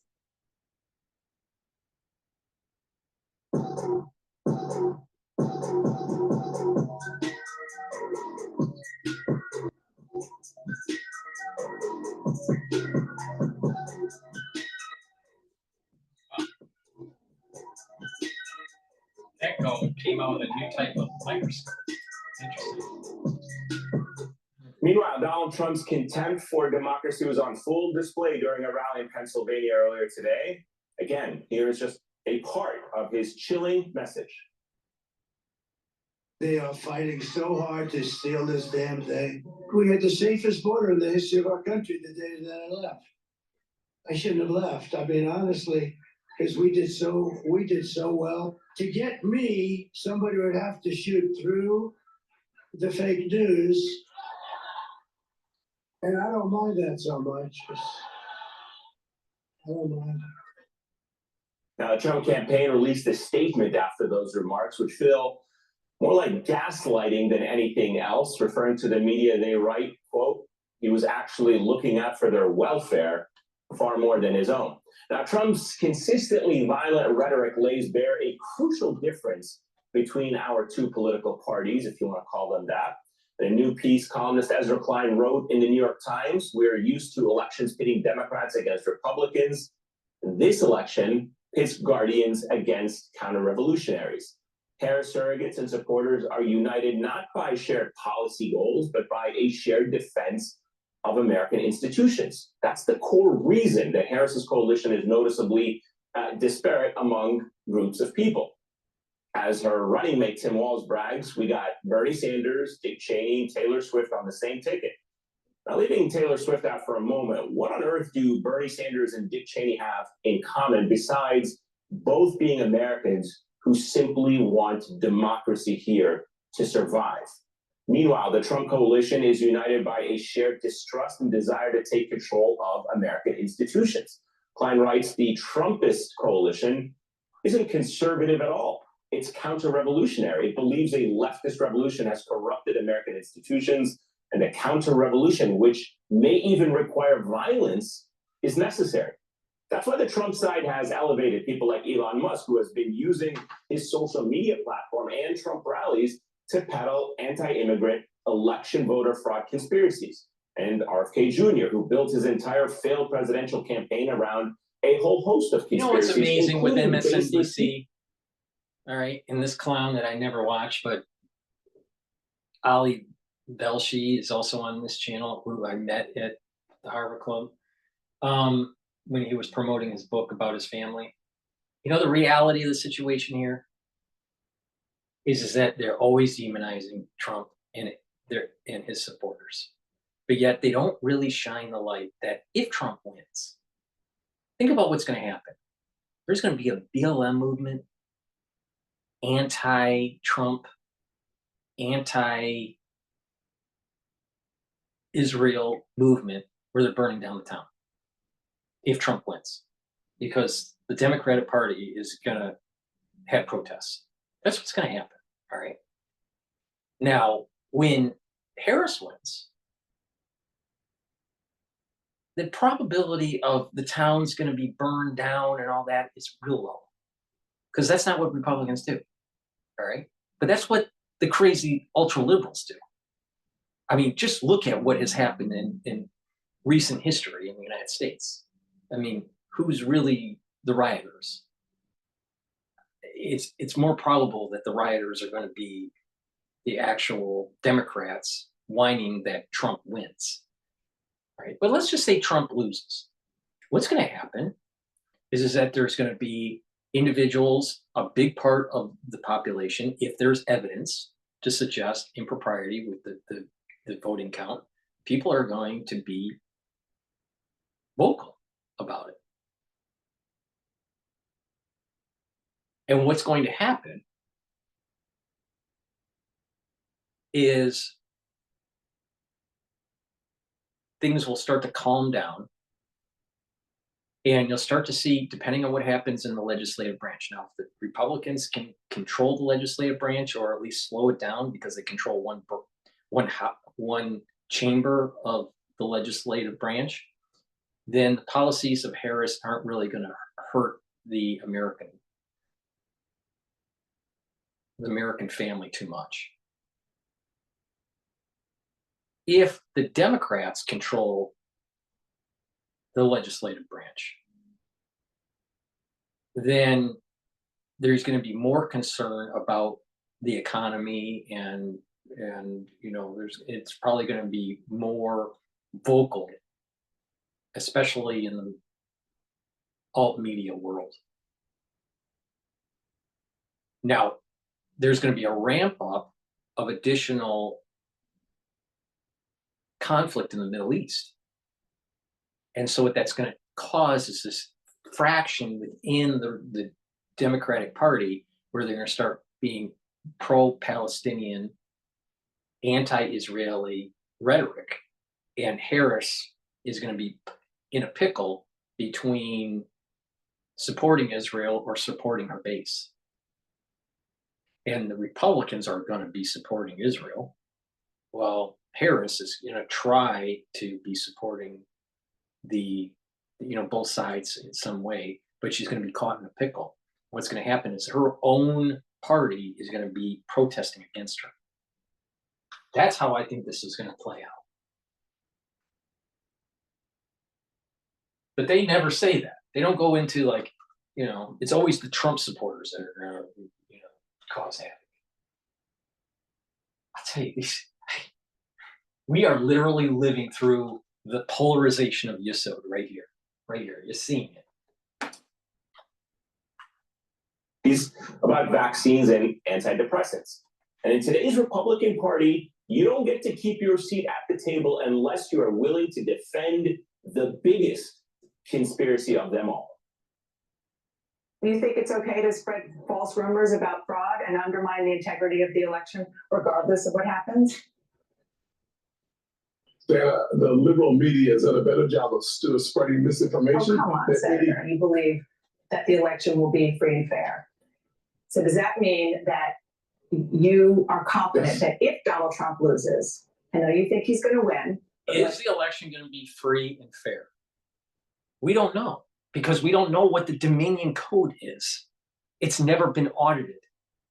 We don't know what it does.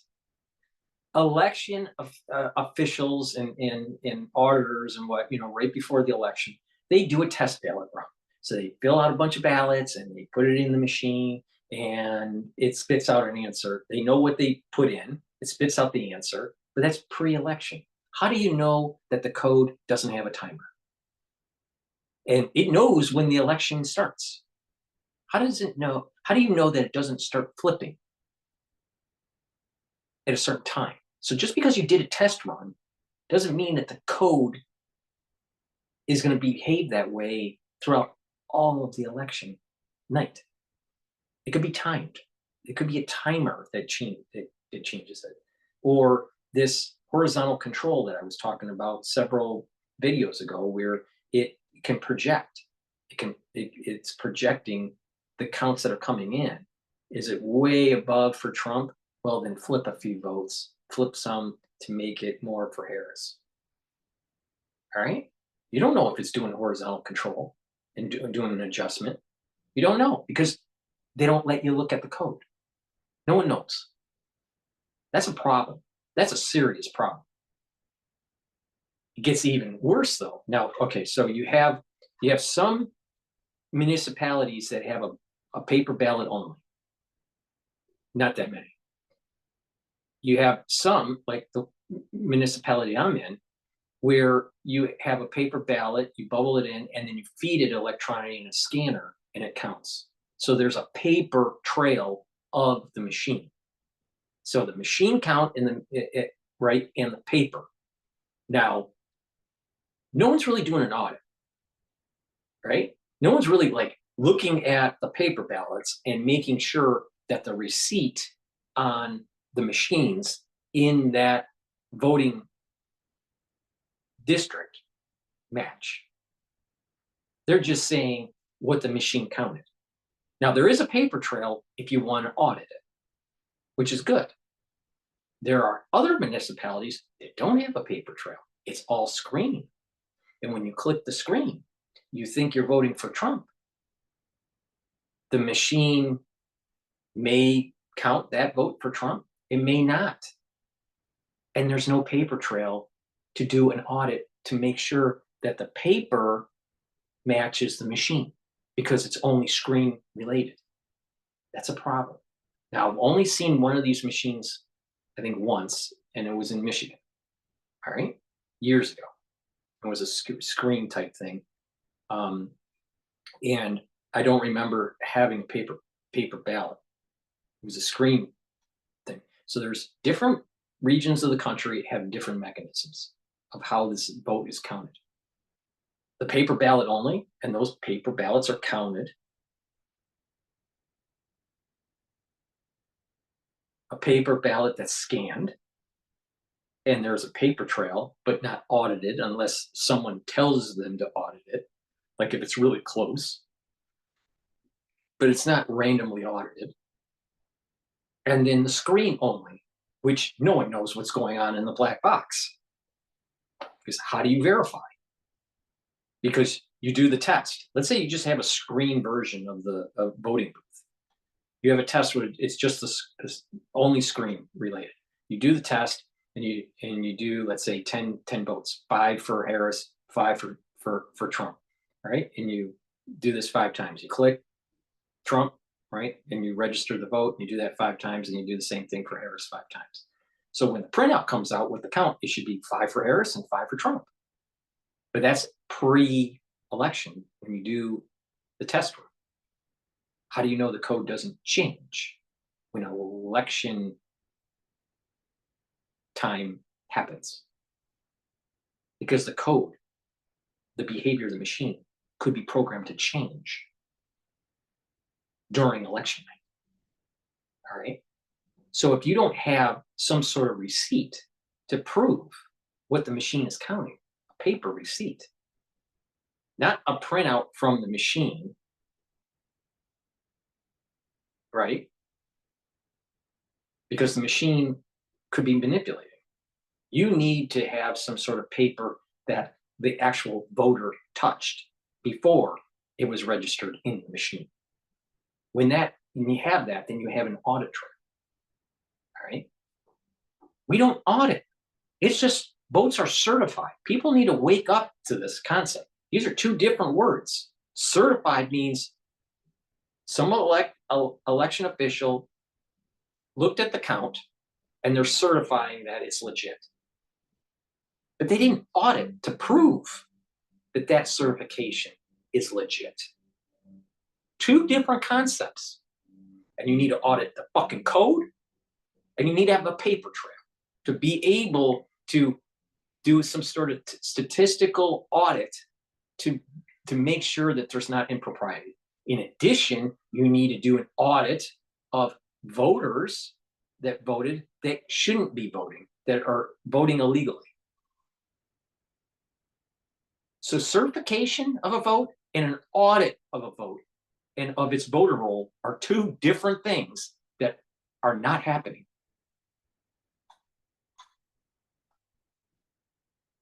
That's the issue. What's in the fucking code? And what is happening with the machines that are either scanned or only clicked, screen clicked with no paper ballot? Audit. Randomly audit. And when you do that, you'll start seeing improprieties. And so start Stop being just, a sock puppet media saying, well, it was certified. Certified. Yeah, it was certified. Was it audited? What's in the code? What's in the code? Play this out. If he loses, then he will concede. I'm confident that he's going to win without any question. And yes, I do believe that we will have a fair election. We will honor the results and we will celebrate the 47th president being Donald Trump. Imagine, just for a second,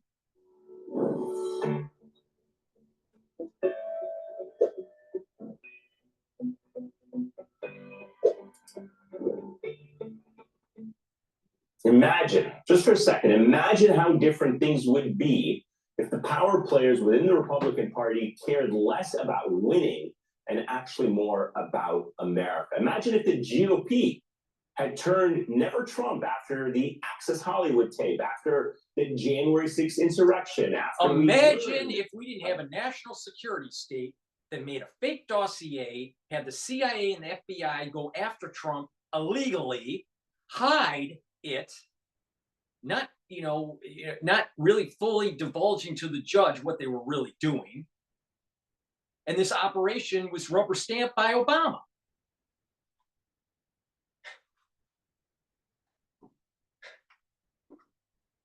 What if we really cared about the issues and we didn't have the national security state going after someone that's an anti-globalist? What if? What if? This is so upsetting.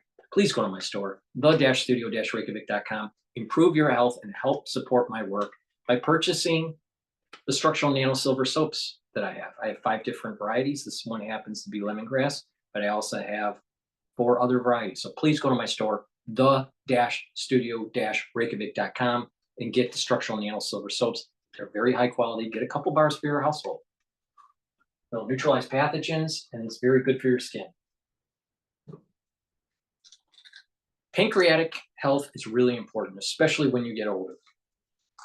Get the digestive enzyme complex. It'll help to break up carbohydrates, proteins, and lipids. So it's reducing that load on your pancreas. In addition, it will help to absorb nutrients, because these enzymes are breaking down your food particles.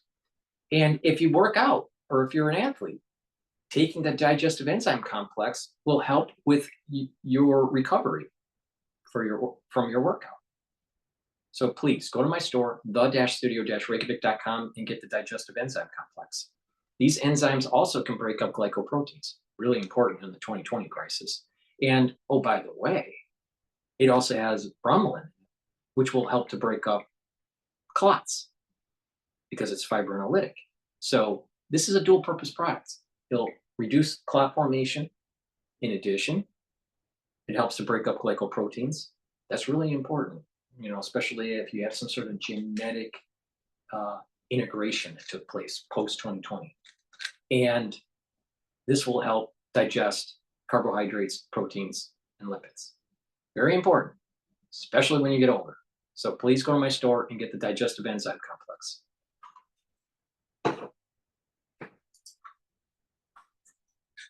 At the Draconian Project 2025. Instead, the party went all in on their winning horse, endorsing racism, xenophobia, sexism, endorsing violent rhetoric and acts of violence, endorsing a backsliding of our democracy, and doing. Nancy Pelosi, Waters, and Schumer all promoted violence against Republicans, especially during the confirmation hearings for the Supreme Court. Think about it. Let that set in. Who's the party of peace and prosperity? And who's the party of the BLM movement? Everything to help Trump get another 4 years in power, enabling Trumpism to seep even deeper into the pores of America and live on far beyond 2024. Joining me now is Michael Moore, Academy Award-winning filmmaker and host of the Michael Moore podcast. Michael, it's great to have you back on the show. You know, I don't want to go back to 2016, but you obviously predicted at the time that Trump would win. Last month, you wrote Trump is toast. You know, we're almost 48 hours out from perhaps seeing our first results, but do you stand behind that today? Oh, even more so. I just keep wondering the gift that the Trump campaign keeps giving us. I don't think they realize, I don't think they really are in touch with where the majority of Americans are at.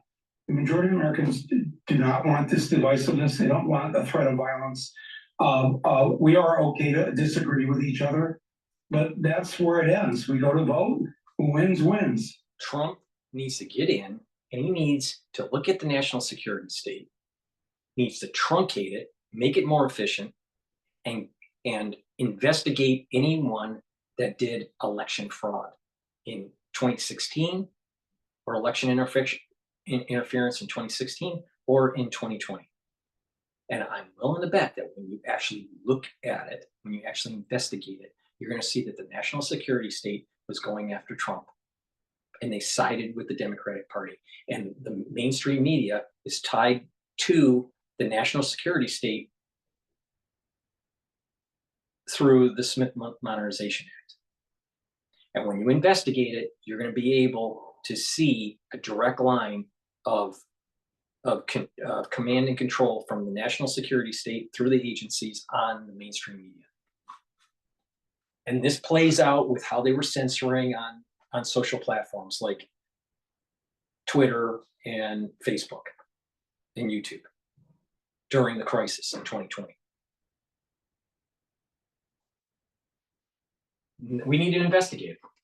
And anyone that was involved needs to be prosecuted. And oh, by the way, it was the Democratic Party under Obama that shift the gain of function research over to, a nice place over in China.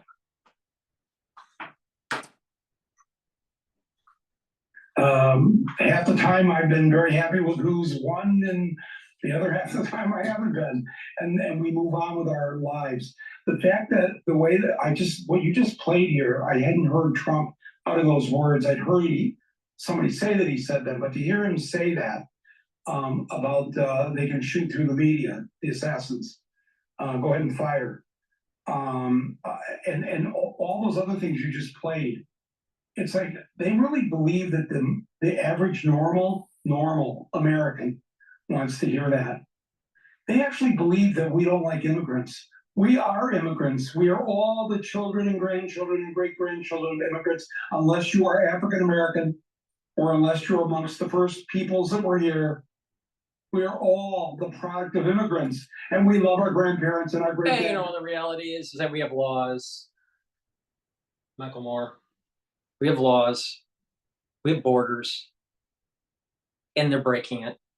They're coming over illegally. They're illegal immigrants. They're illegal aliens, and they need to go back home because they're illegal. So stop placating. Stop doing this whole globalist thing. He's promoting the Detroit Lions, because he's from Michigan. All right, I was born and raised in Michigan. The thing is, Michigan got fucked over because of NAFTA. All right, and decimated the tool and die industry. A lot of people on Wall Street made a lot of money on that, promoting globalism and the gigantic sucking sound that Ross Perot was predicting, which happened. All right, let's face it, the Democratic Party has fucked over the American worker and has tried to control the union bosses to get their union members to vote in a block. Now, unfortunately, the union members typically follow along like sheep, just like how women just follow along for crotch rights and just be a block voter for the Democratic Party. And it's been like that for decades. This is not a modern phenomenon. This is a decade This is the multiple decade phenomena. And we have lost American prowess when it comes to manufacturing and our ability for a war footing. A vote for Harris is not a vote for Michigan. A vote for Harris is a destruction of the manufacturing prowess. You think the Green New Deal, the New Deal, which is, you can play on the New Deal from FDR, who actually, was, a strong socialist and wasn't really a free market capitalist.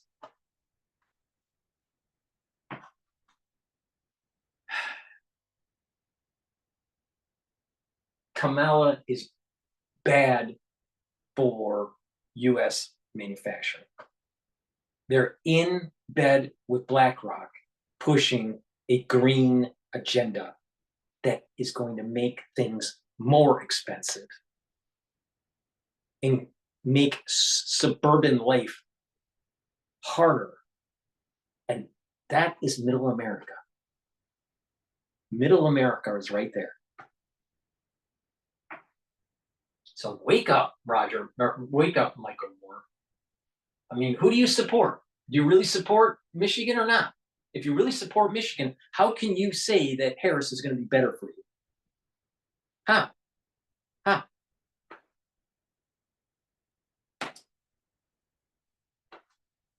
And the people that got us here to this great country, and to talk about immigrants in this vicious, vile way, where and you think of all the. He's just saying that illegal immigrants. He's you get here. It's not fair for people to come here legally and have to struggle and establish themselves compared to people that are illegal and they're getting freebies where they're getting more money from their city or state, these illegals, than homeless veterans that fought for our country. That's fucking wrong. That is just wrong. Let's see if he talks about homeless veterans. Things that we have and we give in the world, and the anger and hatred toward Muslims and Arabs. Steve Jobs. I mean, this never gets discussed. Maybe I'm just a trivia nerd, but he's born of Muslim parents. His parents were Arab, and they put him up for adoption. They had to put him up for adoption, and was adopted by the Jobs family. Yeah. But we wouldn't have. But if Harris was promoting, the abortion, we wouldn't have Apple. We wouldn't have Apple computers. We wouldn't have the iMac and the iPhone and the iPad if they aborted Steve Jobs. Wow, amazing how that works. I wouldn't be talking to you maybe on this device right now in this way without this offspring of a Muslim or an Arab. And I think most of And that is the reason why, Michael Moore, maybe you shouldn't be aborting. On our knees and thank God that we are the children of immigrants, that we are built this country with immigrants. And the fact that we have somewhere, depending on what numbers you want to believe in, somewhere between 9 million and 11 million jobs right now that we do not have enough people to fill. We have upwards to 11 million unfilled jobs, and as we are told, we have maybe 11 million immigrants who aren't here legally. Geez, doesn't that just, if you have a heart, if you have love in you, if you're proud of this country that was built by immigrants, have a process where they come here illegally instead of going over the border, breaking the law, and getting benefits that are more than some of our homeless veterans are getting. I prefer supporting our homeless veterans. I prefer making sure that health care at no cost to the veteran is established in our country than supporting illegal immigration. Because supporting our veterans is paramount. But he won't say that. No. He'll just promote illegal immigrants. Somewhere in their head go, geez, we need 11 million jobs filled. We have 11 million people that need citizenship. Why don't we go there? Well, I do. And I think a lot of people are like me.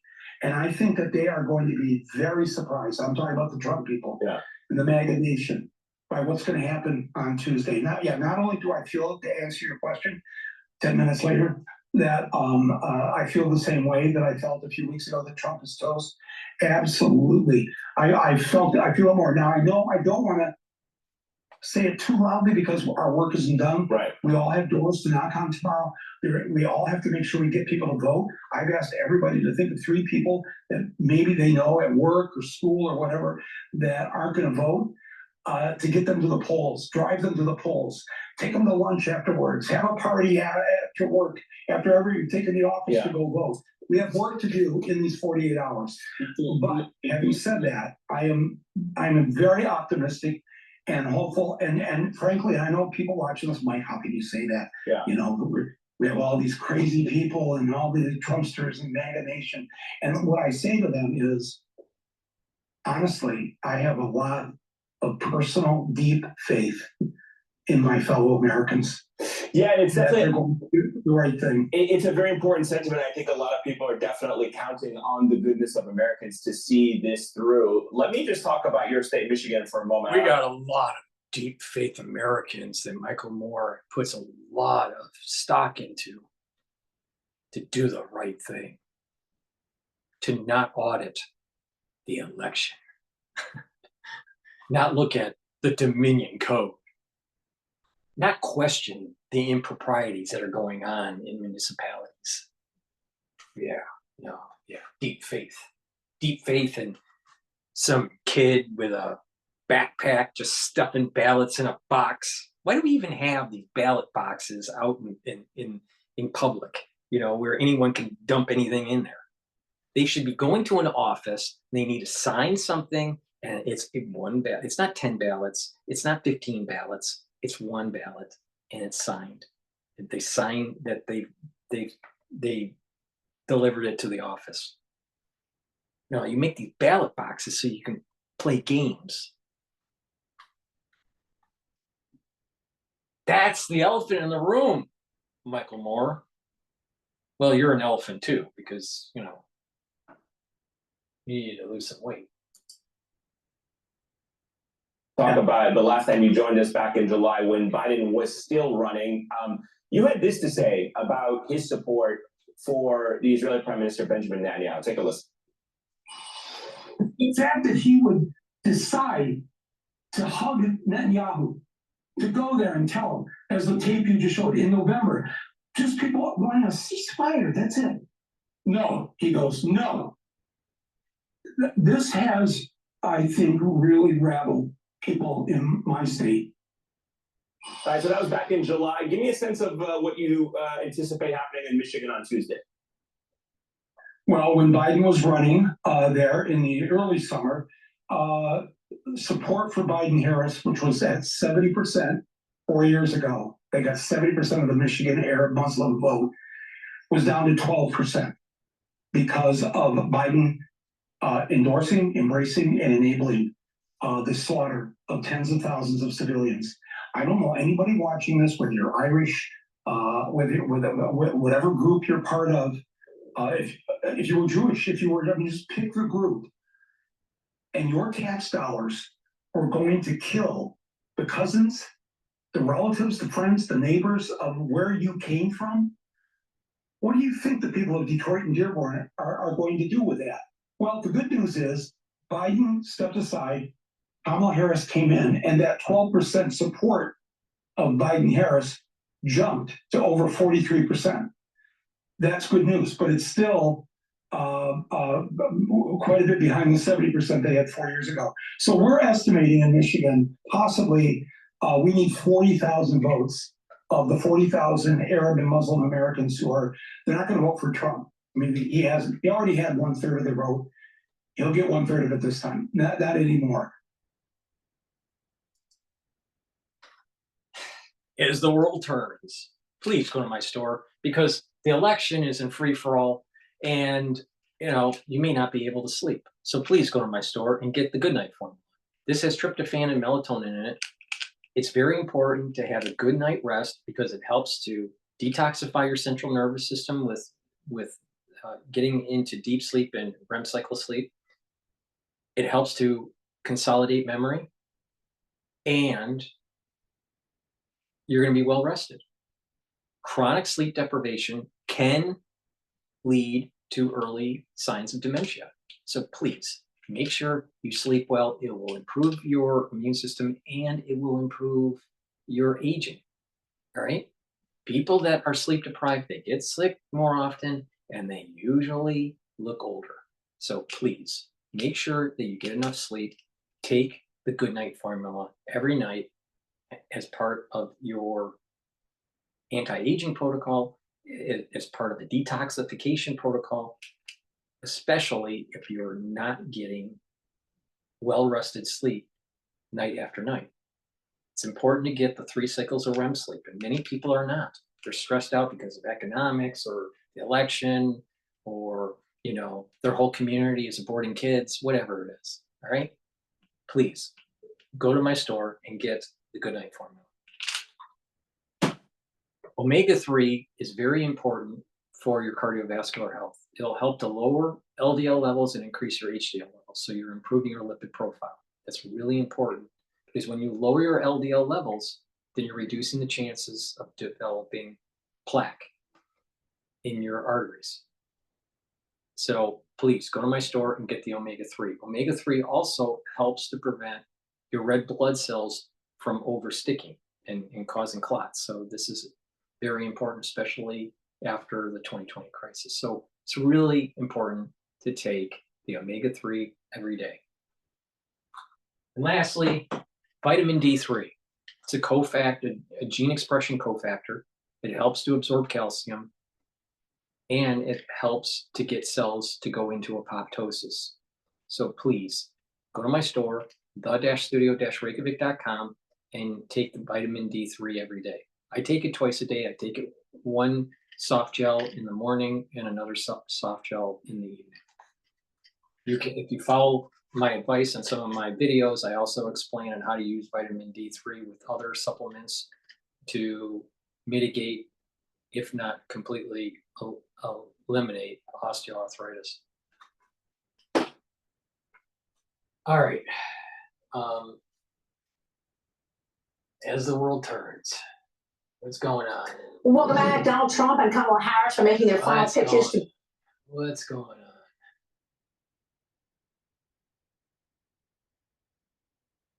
All right, this is Fox News.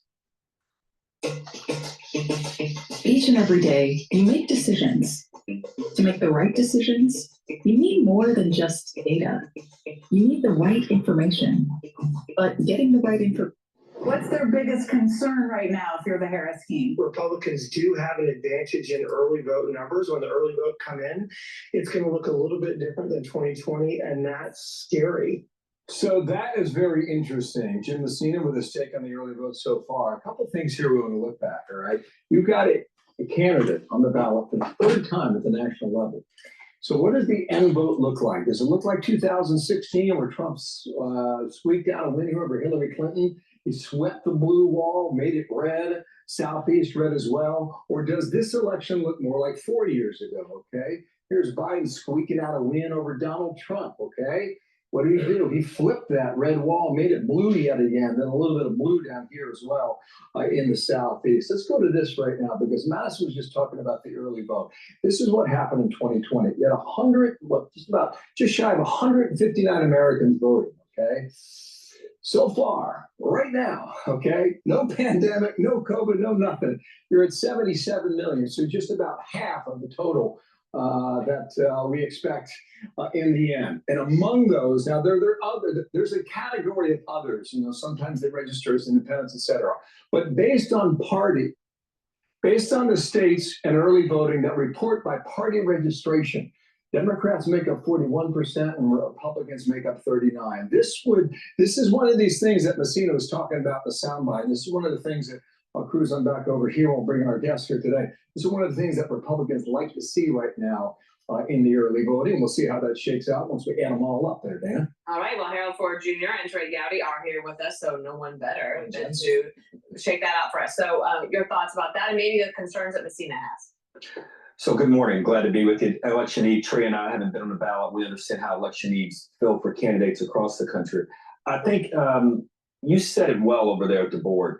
I think it's important for people to realize early voting, what it means for a lot of places around the country, and really battleground states are where we're most focused. As I think about the closing arguments, I think both have probably, Trey was saying in the green room, would have probably liked to do it a little differently. However, I think she's been a little more disciplined. I think in the last 3 or 4 days, she's been a little tighter in her message, more concise in her message. But as you look at the map here, and where she's going to spend the night, where she's going to spend the day, and perhaps the evening, is Pennsylvania. Without Pennsylvania, Democrats can't win. And frankly, I don't think Republicans can win either without it. So this will be the focus today over the next 24 hours. And I got to tell you, this is like Christmas Eve for me. I'm excited. I was saying, Washington Post headline, Harris's team claims she's no longer the underdog, but Trump team scoffs. Don't know if that's true in the end, but what about Harold's thoughts there? Yeah, I mean, I think if you're Donald Trump, your closing argument should be twofold. Number one, you had 3 years to do whatever the next thing that comes out of your mouth is, and you didn't do it. And most Americans think our country's headed in the wrong direction. Instead, he spent the week explaining what someone else said at one of his rallies at Madison Square Garden. She, on the other hand, wants to be talking about turn the page. Joe Biden is not turning the page. He's the table of contents. He's the foreword to the book. And yet he uses the word garbage and she has to explain it. What I find fascinating about Pennsylvania is it's really a microcosm for the country. It's 2 urban centers with Texas in the middle. So who's going to win? It's no longer, I don't think, whatever the old political dynamic, it's now urban versus rural. And Pennsylvania, I think, proves that. Who can win? The cities or the rural area in between? Here's something that is, I think that the Trump campaign would like to try to close on this one as well. They've been trying to define Harris for the last 100 days since she became the candidate. You pull up call for number 3 here. These are the issues that Harris's team has declined to say whether she still supports. And it has everything from immigration and the Senate filibuster, the closing private for-profit prisons. She's called that morally wrong. She wants to install a climate envoy in every embassy around the world, et cetera. There's all of these socialist, Harold. And, is that a reflection of the campaign being so truncated, so short, so she didn't have time to do that? Or does she not want people to know where she stands? I don't know the answer to that, but I know this. If I were running against her, if I were Donald Trump, this is what I would have been talking about the entire time. I'm slightly surprised that President Trump is not closing at the border.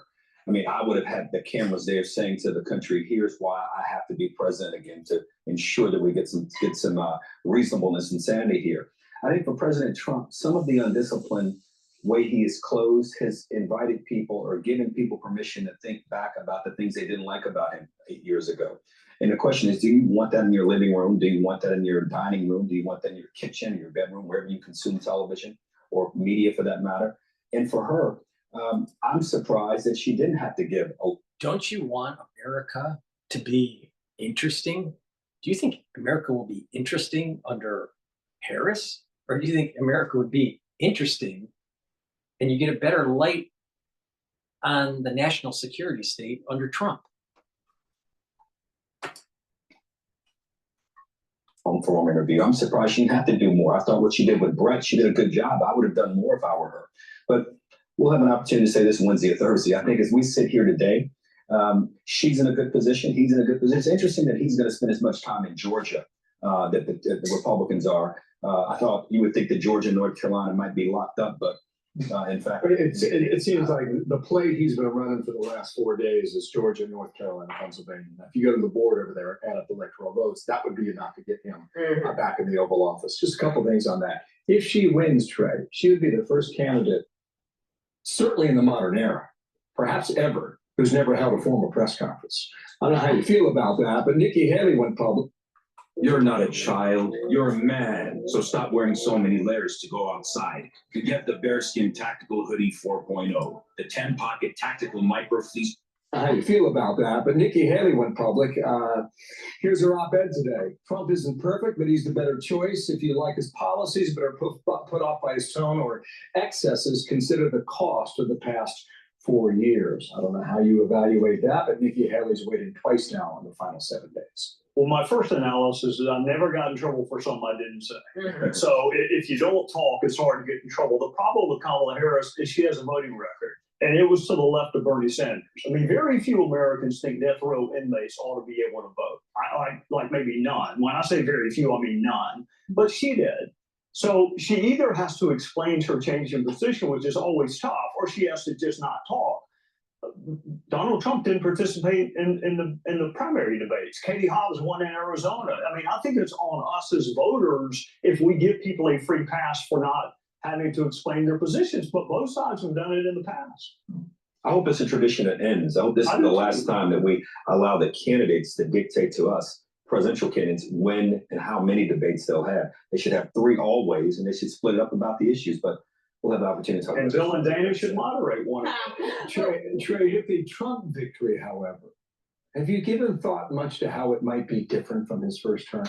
Yeah, I mean, he doesn't like it when I say this. I think 2016 caught them all by surprise. I'm not sure they were planning on winning. So finding, vetting good cabinet. I mean, look at the number of original cabinet members that actually survived. So I know the folks running transition for him, they have been hard at work. I think you will see a more closely vetted candidates. I think where he will get frustrated is the House is a slow moving body. It starts all over again.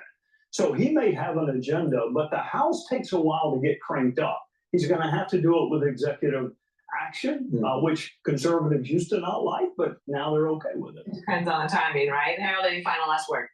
I don't disagree with what Trey said about President Trump. I think Vice President Harris will have similar challenges. She has a little bit of an incumbency advantage. She'll be able to pick her team, but we got a long way before that. And you'll likely have a Republican Senate to deal with. Right, and hopefully a Democratic House. If not, if it's Republican House, Republican Senate, the country may like it because it'll slow things down, but it may frustrate her if she's president. Get your sleep.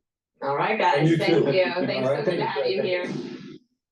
Counting the votes in Arizona tomorrow night could turn into a marathon. I'm going to do a product plug here. Please go to my store, the-studio-reykjavik.com, and please help support my work. I give you some important insight. Some of it's metaphysical, but a lot of it is dealing with how to improve your health and my perspective on what's going on in international affairs and domestic policy and all this stuff. So please help support my work by purchasing the products and following the protocol that I do to slow down the aging process and boost up your immune system. I have been taking antioxidants since I was 16 years old. All right. I am younger than Alex Jones. I'm younger. I'm sorry. I'm older than Alex Jones. Yeah, Alex Jones is younger than me. I misphrased that. So let me rephrase it. I've been taking antioxidants for since I was 16 years old. All right. I am older than Alex Jones. Alex Jones is younger than me.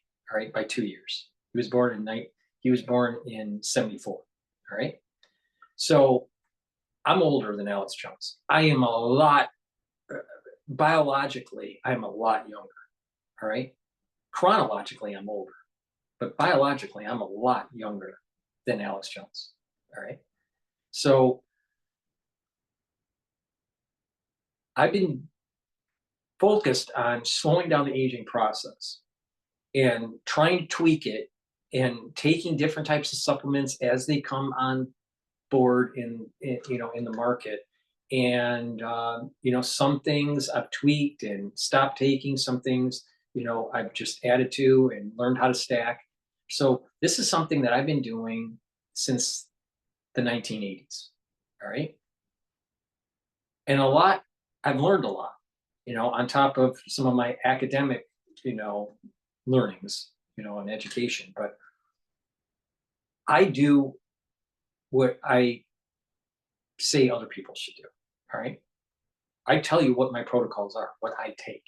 All right. How to slow down the aging process and how to improve your immune system. All right. So one great product to take, all right, but you need to stack it. One great product to take is resveratrol. Resveratrol is an antioxidant. It also helps with mitochondrial health, and it will help to get rid of senescent cells. This is important, and it stacks really well with C60, NAD+, and ubiquinol. All right. So please take resveratrol every day. I've been taking resveratrol for decades. All right. But the key to really enhancing the anti-aging protocol is to stack. So please get the resveratrol and take it with the C60, NAD+, or the ubiquinol. Please go to my store, the-studio-reykjavik.com, and get the resveratrol. Probiotics, really important to take, all right? As we get older, we start not digesting properly. Our gut biome is a little bit off, especially if you take antibiotics. If you take antibiotics, it may disrupt your gut biome, and you need to reset it. So for just good, proper health, you need to take a probiotic every day. I have two types. I have a powdered form, which is the one I usually take. I just mix it with my hummus that you'll be seeing me eat shortly here. And it just has a little scooper. You just mix it. It's a great way to take it every day. I take it in the afternoon. Or you can take these VeggieCap form, all right? Both are very high quality probiotics that you should be taking every day, all right? Why do you take them? It will help to reset your gut biome so you can digest better, you're extracting the nutrients better, and you're reducing that inflammatory response of a poor gut biome. When you have a poor gut biome, you may have more inflammation that affects the mucosal barrier of your intestinal tract.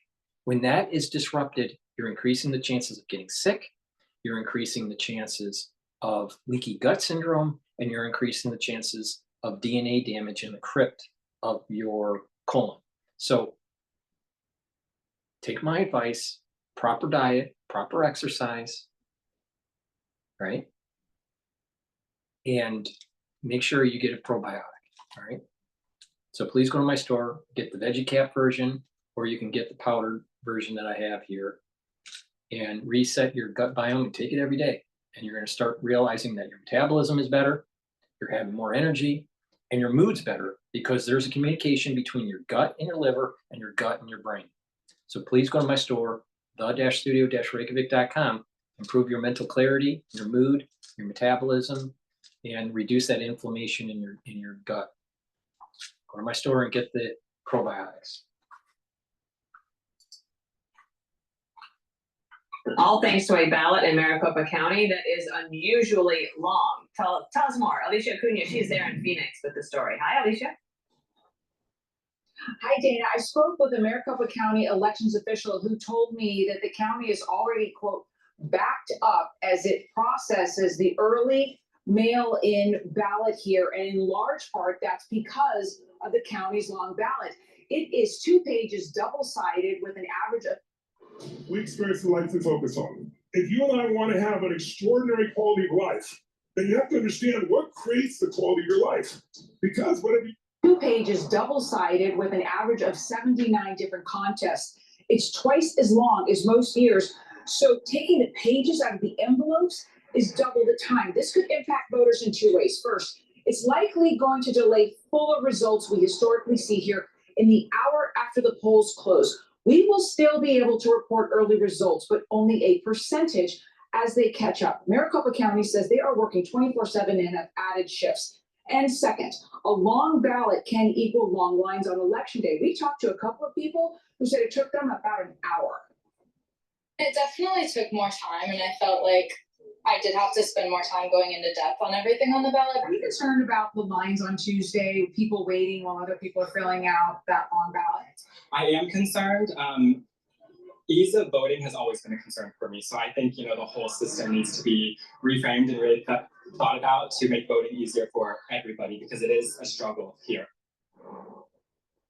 Maricopa County is a must-win in this state, and elections officials here say it could take between 10 and 13 days for the final tally. Dana, some people will remember, we were here, standing here in 2020 and 2022. It felt like for days on end. It has to do with Remember what the Bible code is saying. Trump wins, but it's not finalized until Friday. Why?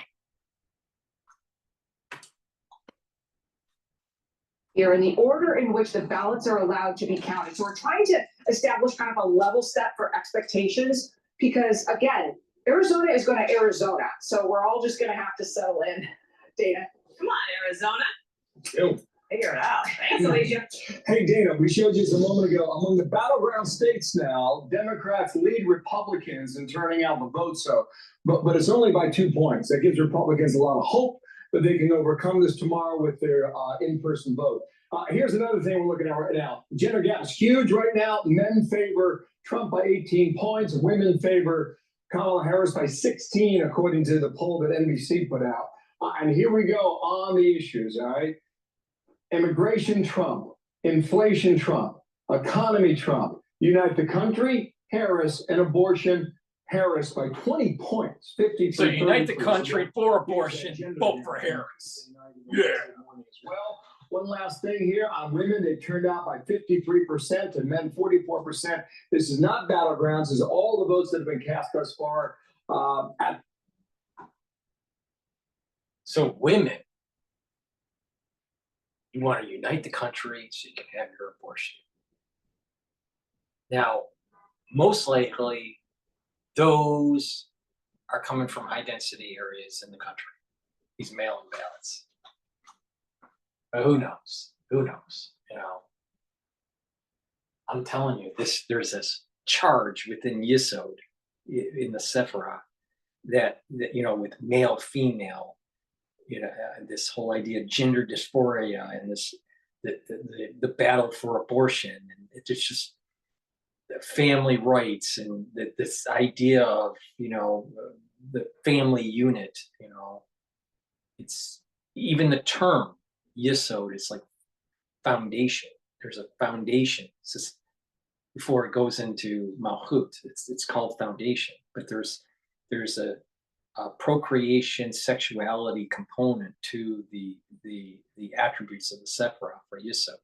And you can see it. There's this division that's taking place at a Kabbalistic level here. Yeah. Unite the country. Have your abortion. Yeah. Point.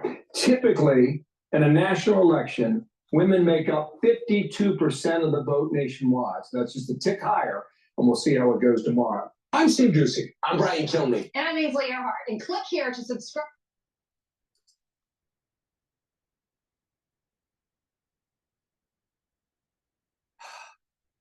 This is crazy. It's really crazy. Please go to my store, the-studio-reykjavik.com, and get the Max 35 or the Max 14.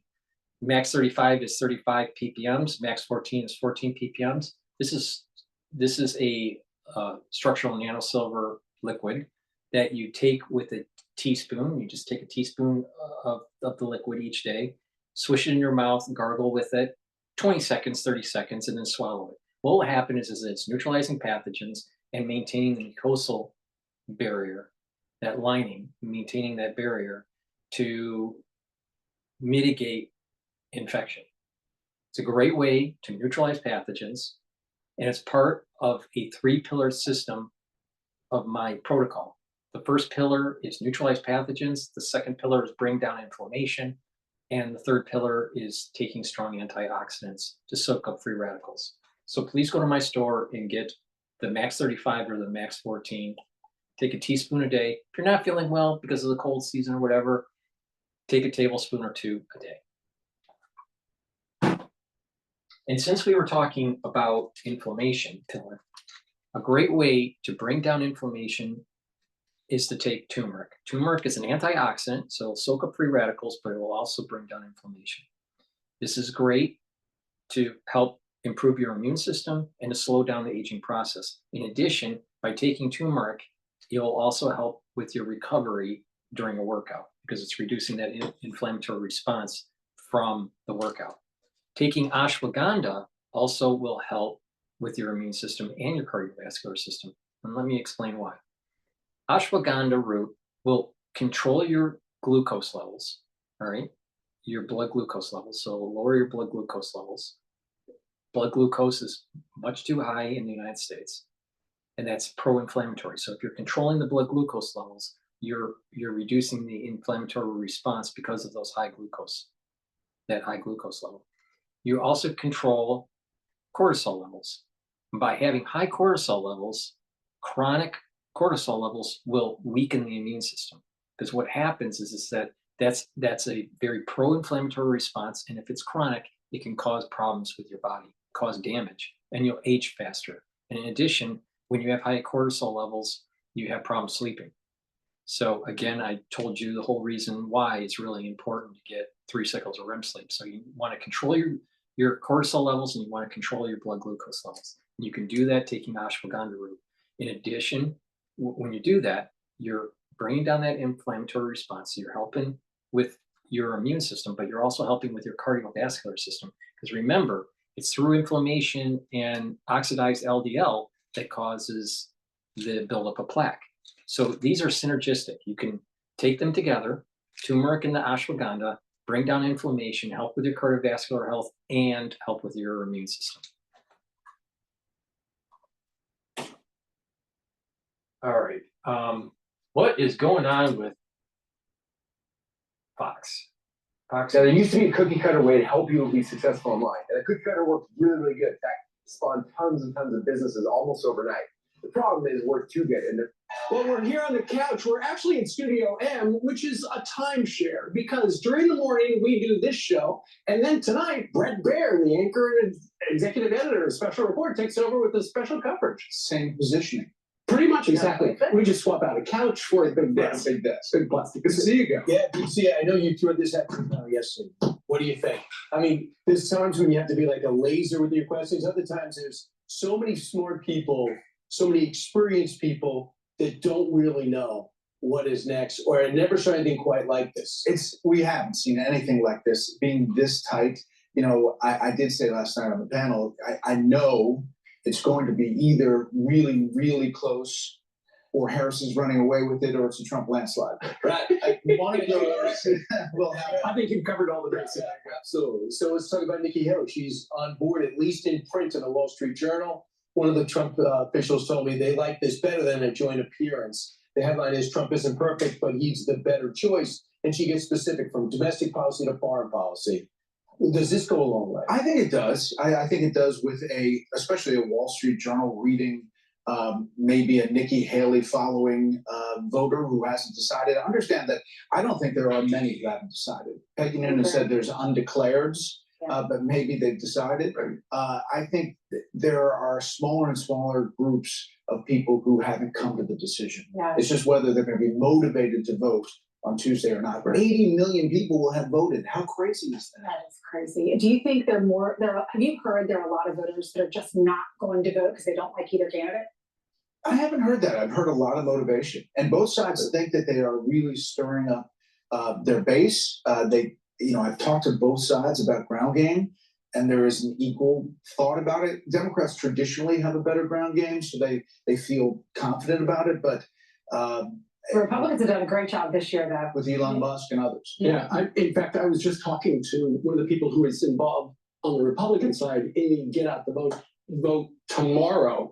And he was telling me that, the Republican early voting is much better than it was in 2020, obviously. Now it all comes down to if they can get out the vote. And he's cautiously optimistic, but at the same time, the Democrat machine is really good at it. So I think there's two things to watch. One is the gender gap that we've already seen, and how does that play out versus men, women, and how it breaks down. We'll see some of that early in the night to be able to tell us if it matches what we're seeing. And then the second thing, and there's the wide gender gap, 57-40, 58-41. The NBC, but it's 18-16, so there's more men voting for Trump than there are women voting for Harris. But there are more women who traditionally vote. Right, so you're only in Georgia too. And then independents. There's this independent bunch that's already voted. How are they breaking? if they're breaking for Harris, that means something. If not, I personally think we're going to be in for a long night. A long night or a long week? But I hope not a long week. Right, tell me the states that make you think it's gonna be a long night, and not so much close, but how they do things. Yeah, Pennsylvania and Wisconsin, they don't start counting until the polls close, and they did not pass the law to do that. So I talked to Governor Shapiro. He said they're going to count through the night. Nobody's stopping, but they start opening the envelopes when the polls close. And it actually could come down to Pennsylvania. Someone I talked to said it looks like Donald Trump will win North Carolina, Georgia, Arizona, and a good shot in Nevada. That means he would only have to win one of those three, Pennsylvania, Michigan, or Wisconsin. But Kamala Harris would have to win all three of those. And you look at it in the margin of error, each one of those states. I mean, right now, heading into today, the Real Clear Politics average of the recent polls had him up 0.3% in Pennsylvania. Right, 0.2% in Wisconsin.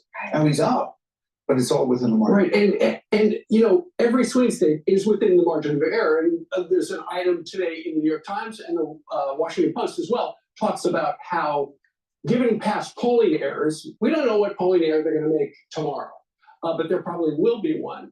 One candidate could actually sweep the swing states. And when you look at how all of the polls are, let me just interrupt here. People go. So the S&P 500 is trading at 5,700, just above 5,700. So it's been trading down. And VIX is at 22.67, and oil is trading at 71.31. So today's a kind of a down day, but this is all election volatility going on here. What's up with that? Are they just covering their bets because they don't want to say, hey, it was too close, we couldn't call it? They could call it, but they're not. New York Times, Sienna, at the bottom of that poll we couldn't get a lot of white Republicans to answer, less than we had in 2020. So we might be undercounting Mr. Trump again. And that was like in the small print. And I think that's where we are. When I asked Mark Penn on the panel last night, who do you want to be? Who would you rather be? And he said Donald Trump, which I was surprised. I mean, he's the Democratic pollster. Alice Castellanos, Karl Rove, they all had different things to say. But I think that they feel like the Trump folks are in a good spot. A couple of things. Axios today called her the no comment candidate because she had a chance to weigh in on crime with that Proposition 36 out in California and said, where did you vote? Did you vote to reform criminal justice in California? She said, I really don't want to put my hand on the scale. When you asked her, we rolled that clip in. When you asked her about where do you stand on transgender surgeries for prisoners who are legal immigrants, to follow the law. Well, what do you think? Right. And she had no answer. I think it's a bad precedent for a candidate to could be president without answering any questions. Exactly. Yes. Especially someone in office. Numerous times. But I think they use this as an opportunity to define themselves. Right. And I think she was using that to not alienate one side or the other, but sometimes by doing that, you do. People want answers. I mean, the thing about Donald Trump is how he feels about pretty much everything. Right. And he's been a president before, and she's been a vice president before, so you can compare the records. Do you think, like in 2016, there'll be that silent voter still that doesn't want to admit they're voting for Trump because maybe other people or Harris? So I do Harris. think it might go the other way too. You do. I mean, I actually But what about think the Jewish vote? I'm hearing from some friends here in New York that feel comfortable telling me, since I work at Fox, that they're saying, don't announce it on TV, don't say my name, because they're voting for him, but they don't want the community to know. I told you guys this story back in 2016. Outside where we had that tent, we were outside where Hillary Clinton was getting the nomination. Oh, yeah. We had a really good spot in the parking lot. But anyway, the Democratic nomination, and walk out, and there's a guy with a "I'm with her" t-shirt, the union guy. And he said, "Hey, Brett, I'm not with her, okay?" And I said, "Are you alone in that?" He walks me back to the lunchroom, 150 people. He says, "How many of you guys with her?" No hands. "How many of you guys with Trump?" 150 hands. Right. And so those were people that couldn't say it, but they were all supporting Trump. I think there is that element still, but I'm not sure how much. Dr. Paul Cottrell is going to vote for Trump in a blue city, also known as New York City. All right?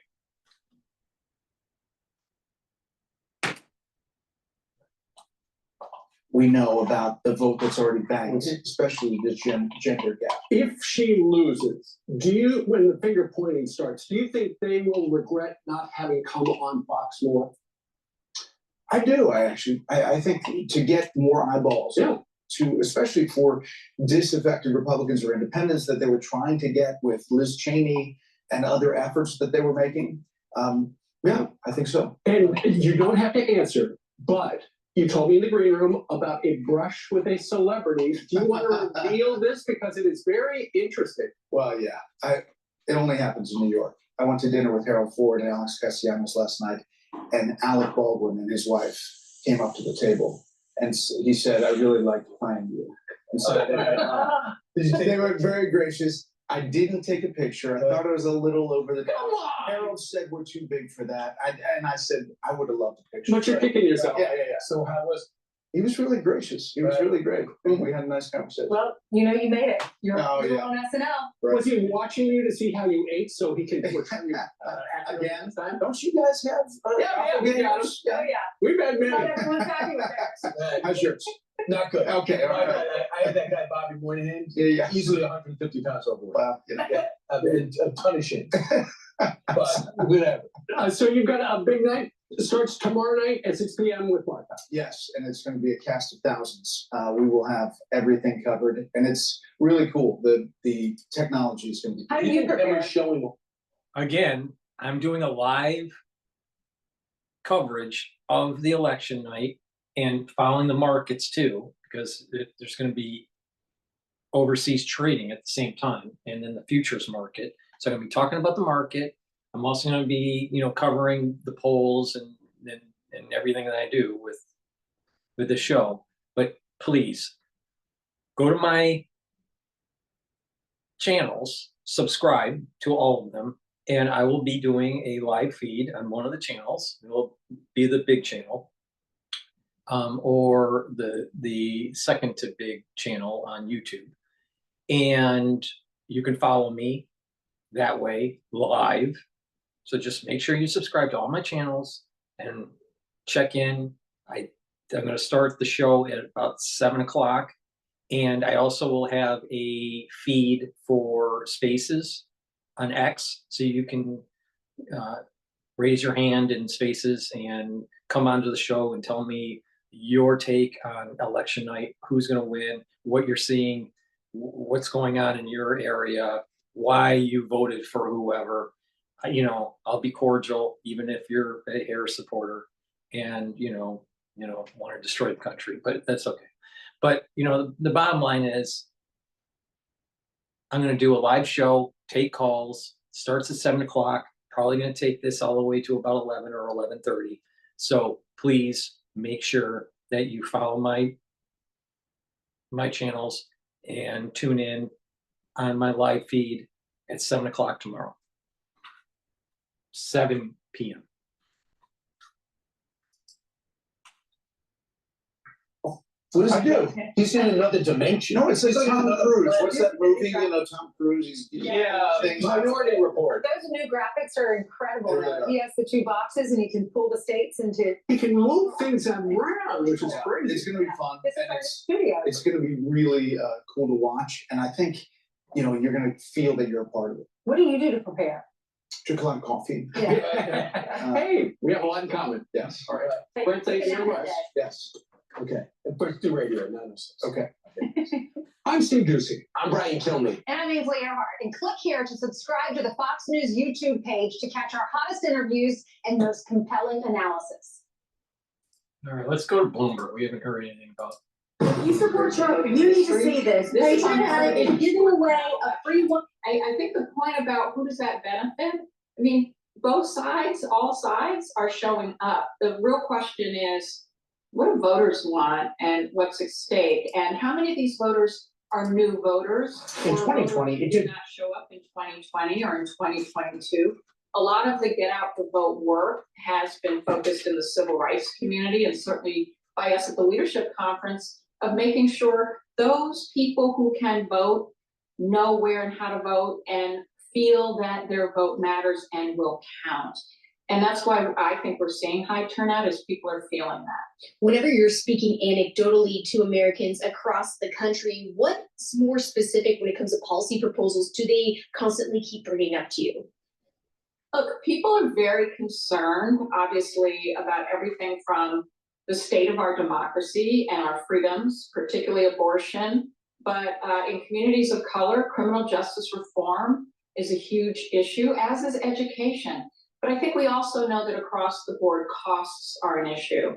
And, one of the things that's been so clear in this campaign is, when Kamala Harris speaks about the fact that she is not going to drive up the cost of groceries, but Donald Trump obviously talking less about costs and more casting aspersions. I mean, people are really trying to listen for, how is my life going to be better?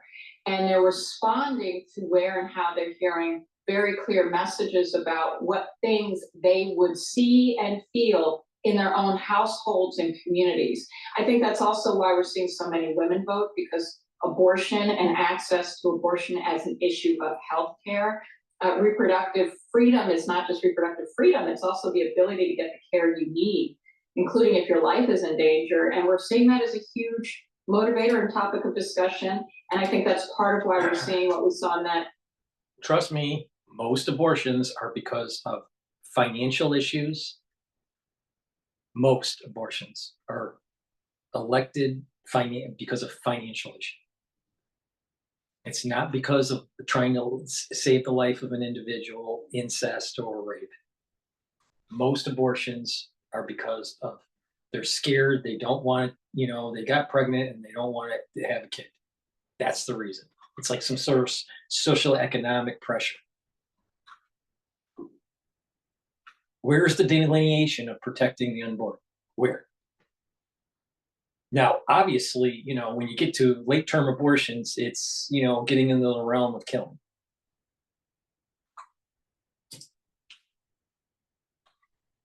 That Iowa poll, which showed, frankly, that women were turning out in droves, and we've seen that gender gap. So many women engaged in this election, and that is a big reason.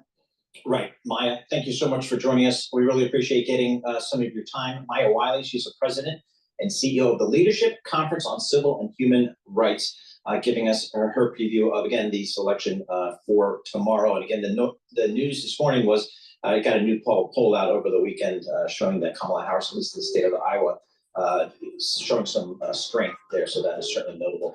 And we keep on reporting on the updated polling. But again, election tomorrow. Balance of Power with Joe Matthew and Kaylee Lines from, I'm not sure where they are. If they're in New York or they're Washington. I think I saw Kaylee in our headquarters. All right, they're in New York. That's where we're doing it from, folks.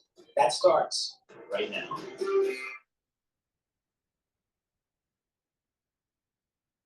They're going to commercial, or are they going right to the show? I'm not sure. We might go to commercial first. Come on. From the world of politics to the world of business, this is Balance of Power.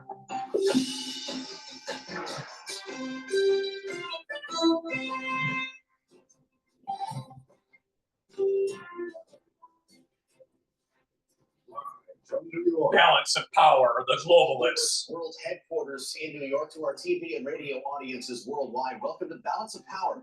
Alongside Kaylee Lines, I'm Joe Matthew. Thanks for joining us on the Monday edition of Balance of Power here on Bloomberg TV and radio. Kaylee, we have made it to the eve of the election at last. One of the most volatile and unpredictable cycles in modern American history. Here we are. Yeah, just to think of how far we've come from a race that was supposed to be a 2020 rematch. Joe Biden against Donald Trump. Now Kamala Harris against the former president. Instead, with polls leading up to Election Day tomorrow, still showing them neck and neck. No one is able at this time to confidently call this race. Too close to call. That goes for a lot of down ballot races as well. And Kaylee, we can't ignore the fact that more than 75 million Americans have already voted, raising a lot of questions about turnout tomorrow and how long it's going to take to call some of these races. Keep in mind, less than 155 million voted in 2020. So already about half of the electorate from the last cycle has cast a ballot, including in some of those critical battleground states. Georgia, North Carolina have already seen 4 million people or more vote, which is 80% of the total that voted in 2020. We're of course going to be visiting some of those states this hour and in the hours to come as the candidates are doing the same, taking on the battleground states this weekend, presenting their closing arguments. We stand on the verge of the 4 greatest years in American history. You watch. It's going to be so good. It's going to be so much fun. It'll be nasty a little bit at times, and maybe at the beginning in particular, but it's going to be something. And we will win, because here's what everyone here knows. When you know what you stand for, you know what to fight for. We have an opportunity in this election to finally turn the page. You know what you stand for, you know what to fight for. Like reparations and abortion.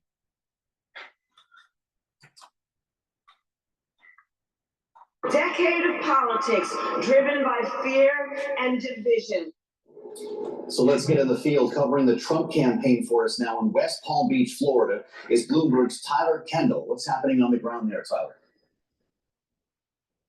Yeah, hey, Joe, I'm here in front of the Palm Beach Convention Center. This is where former President Donald Trump will rally his supporters tomorrow night for an election night watch party as those results start to pour in. But before he gets here, though, he's spending today crisscrossing the nation, hitting some of those key battleground states that we've been closely covering. Currently, he's in Raleigh, North Carolina. Then he's going to head over to Pennsylvania for 2 campaign stops there, one in Reading, another in Pittsburgh, which is typically considered to be a Democratic stronghold, before ending the day in Grand Rapids, Michigan. Now, something that all these areas have in common is that they are in counties or they are near counties that former President Donald Trump lost in 2020. So clearly a bid by his campaign to try to shore up support, get out the vote in some of these areas where they feel he might have underperformed in last time around. Now, I don't have to tell either of you at this point in the race, it is all about turnout. Those are the voters that the candidates are trying to court for a sense of the messaging that former President Donald Trump is trying to deliver to supporters to get them out to the polls. I want you to take a listen here to him addressing supporters in another battleground we're closely watching, Georgia.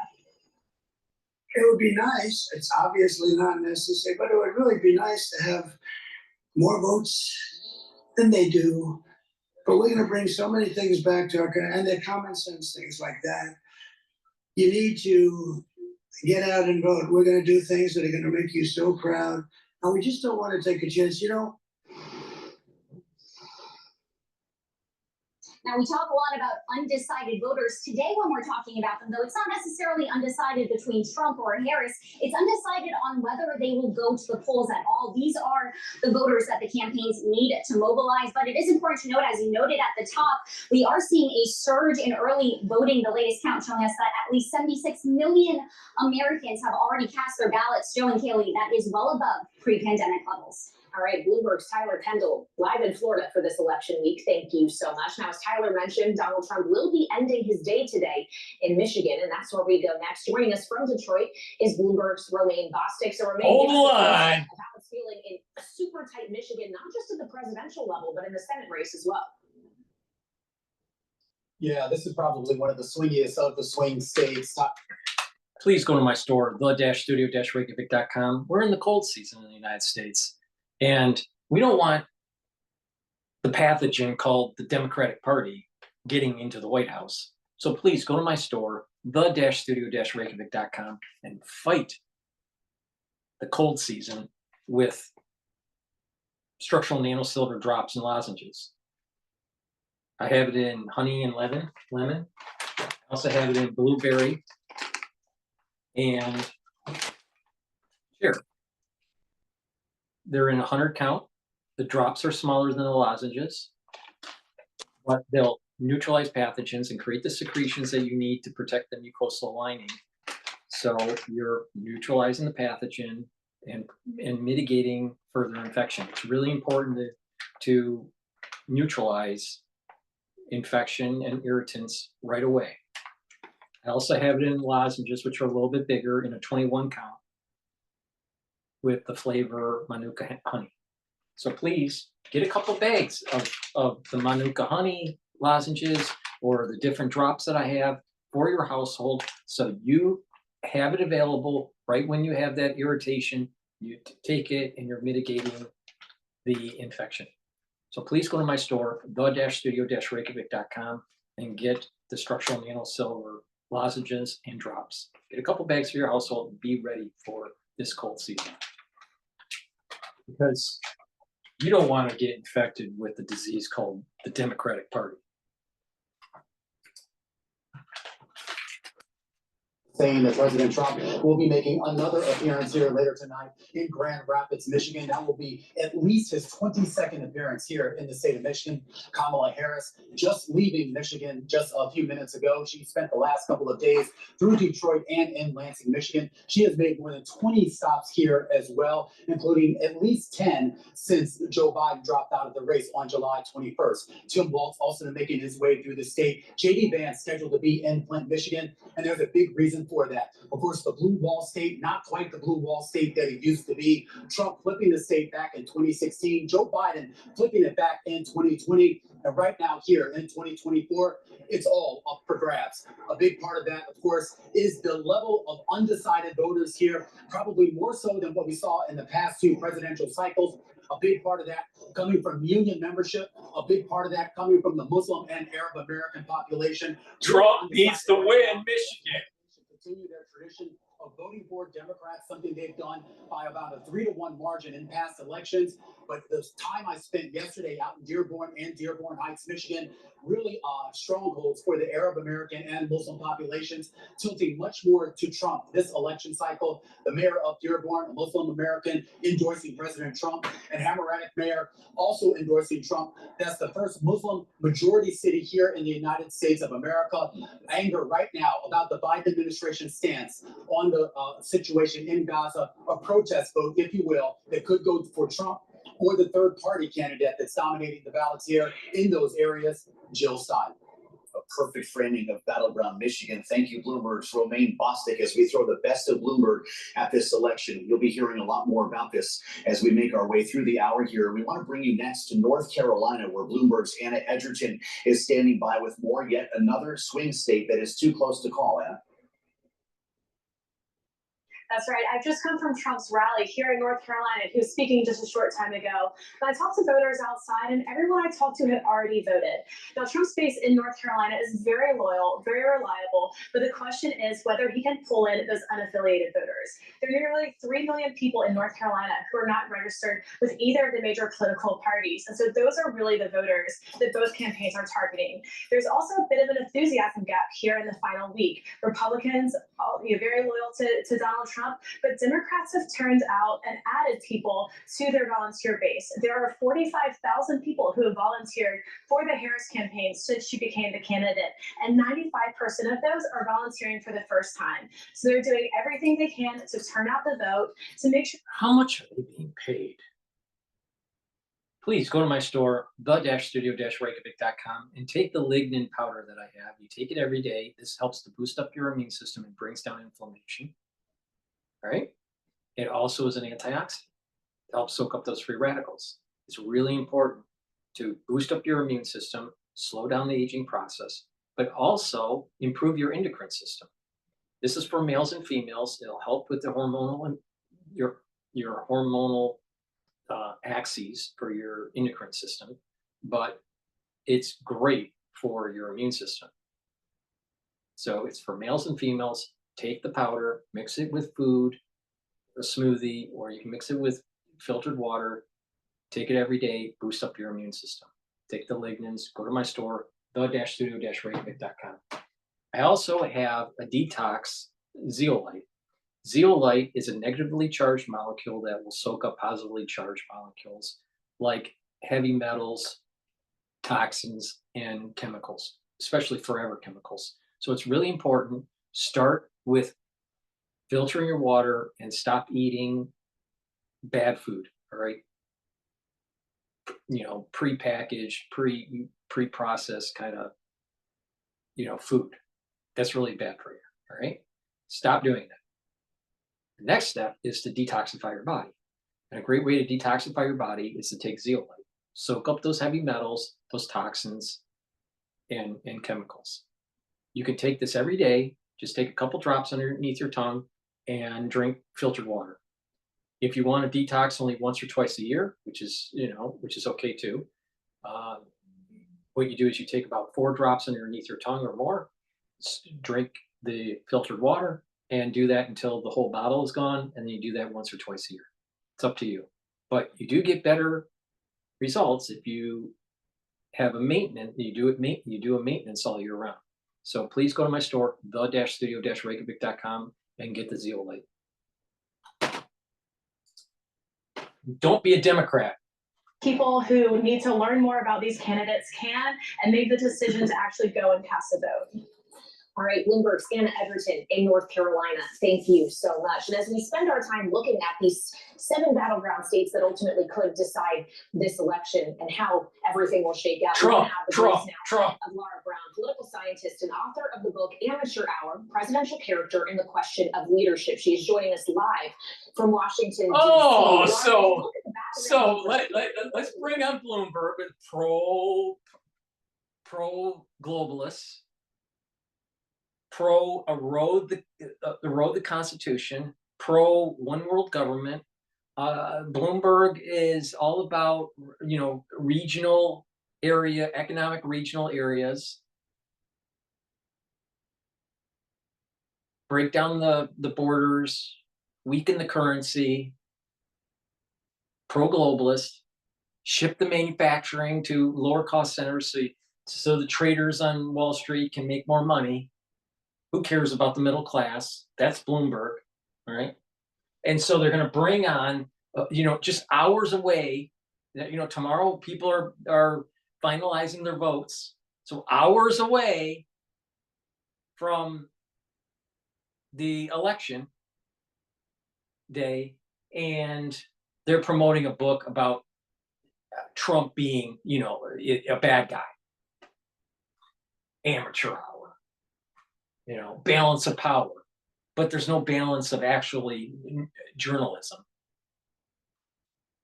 This is the reason why I go after Bloomberg so much, because they are biased. They don't want Trump in office because Trump is about reversing some of the tide of globalism and moving more towards a America First agenda. All right? Bloomberg doesn't want an America First agenda. Believe me, middle-class America will benefit from an America First agenda. But no, they're gonna demonize Trump. They're gonna demonize Trump. They're gonna demonize people that are against globalization, and they're gonna demonize individuals that are America First. Fucking bullshit.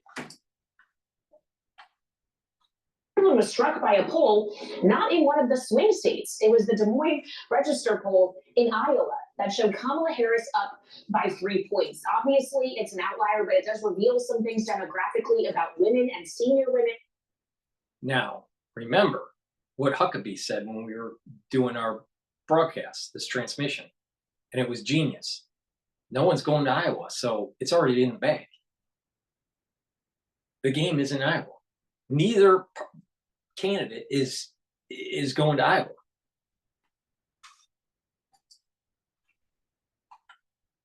In particular, and I wonder what it makes you think about whether or not Kamala Harris is seeing a last-minute surge in momentum. Well, I do think that there is a last-minute surge toward Harris, but I think that this is a surge that has actually been underreported for much of this campaign, because so much of what is happening is about the overturning of Roe versus Wade and the Dobbs decision that has forced many women to reconsider not only their presidential votes, but also their partisanship. And this is where there are fascinating numbers when you look at both the Seltzer poll and the early vote data.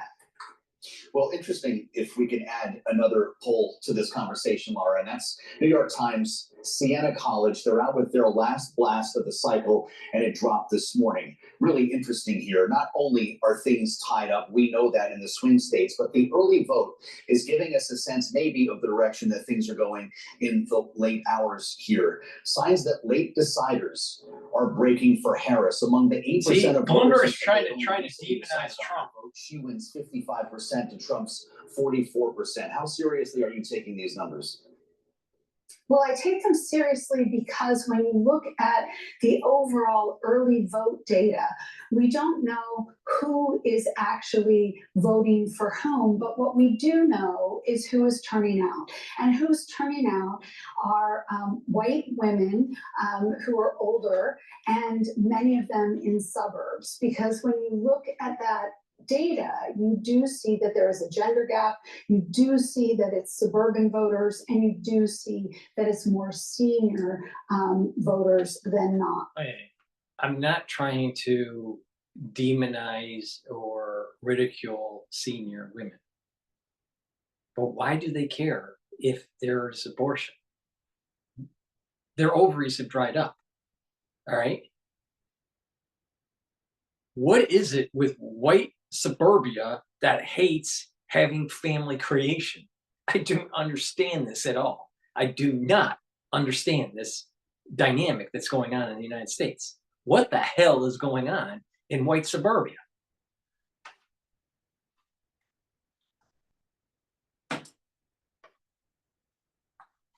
And I think that this is going to be important as we play this forward.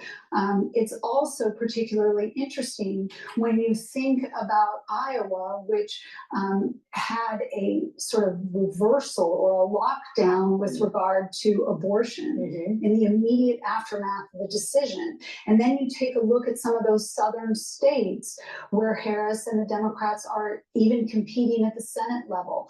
Those in some ways look not like as uncertain as what we're actually seeing in Pennsylvania, where abortion has been protected. Well, so as we consider that, Laura, and in the states in which there is abortion on the ballot in this cycle, along with the presidential or down ballot candidates, whatever it is, including states like Florida, for example, I wonder if that's where you will be watching for surprises, is areas where there are these other measures on the ballot aside from just the candidates themselves. I could add marijuana to that list or any number of others. Yes, but I agree with you. I do think that if there are surprises that happen, they're going to happen in states that have already placed inordinate restrictions on abortion, and women are already faced with the healthcare consequences of those decisions. I want to ask you a little bit more about the undecided voter, Lara Brown, because I'm not sure who this person is. We still haven't met them. We keep talking about them, and I know we're fighting over a very narrow slice of pie here, but that Siena poll I mentioned found 11% of voters remain undecided or persuadable. That number's down from 16% about a month ago. Who are these people? What is making up this rare breed? Well, I would argue that many of these undeciders are people who actually were what we called the double haters, right? They are people who likely voted for Trump at one point in 2020, maybe reversed themselves and voted for Biden. And now what they're uncomfortable with is they didn't like either choice they had. Harris has been able to turn the page and offer them a sense of change, but many of them are not yet sold because she is part of the current administration. So I think their choice is really, are they going to sort of side with who they did last time, which was the Democrats, or are they going to just skip voting altogether? Or perhaps pick another choice, which may appear on the ballot in some of these states. Laura, we were just hearing from our very own Romaine Boston about the movement toward Jill Stein within some of the population in Michigan, but RFK Jr. is also going to be on the ballot in Michigan. The court decided so, and I wonder what impact you think that will have. I think many of those voters are going to decide it may not be worth it to turn out because they know that in this election in particular, third-party candidates are not generating a significant amount of support.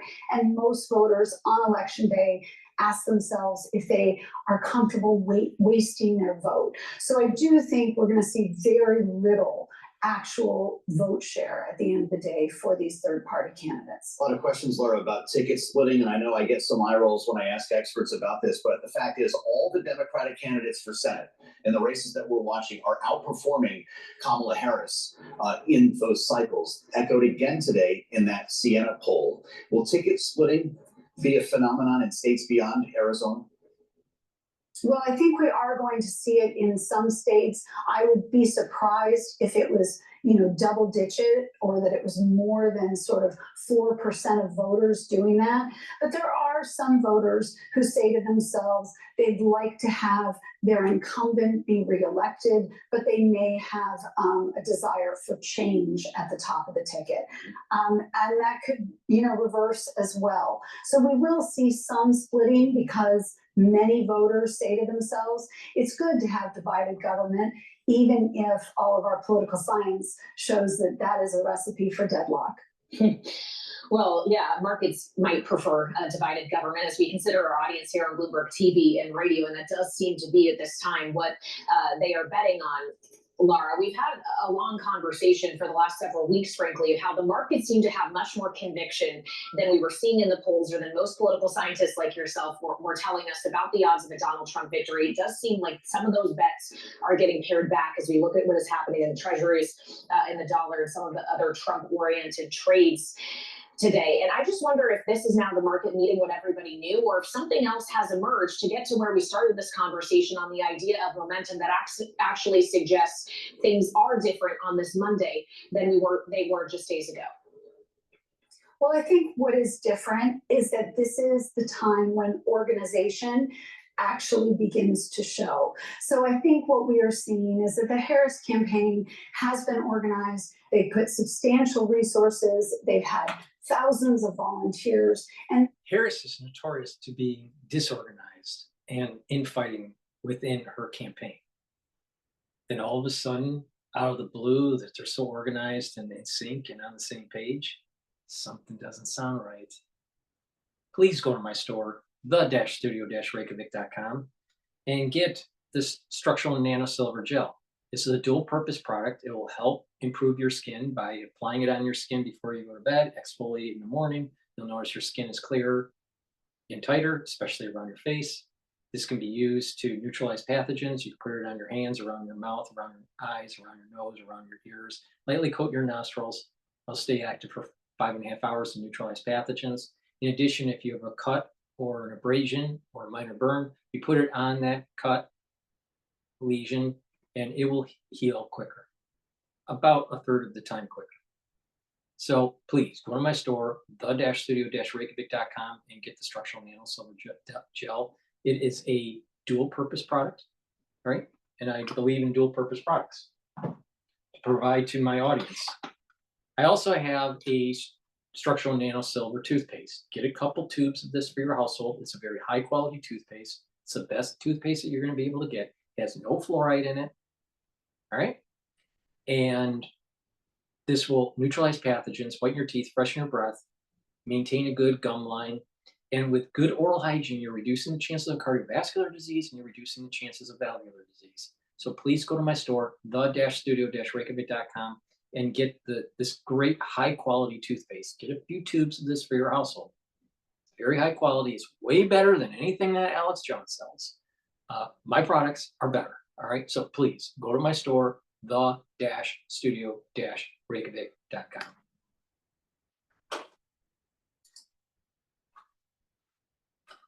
Door knocking in all of the battleground states.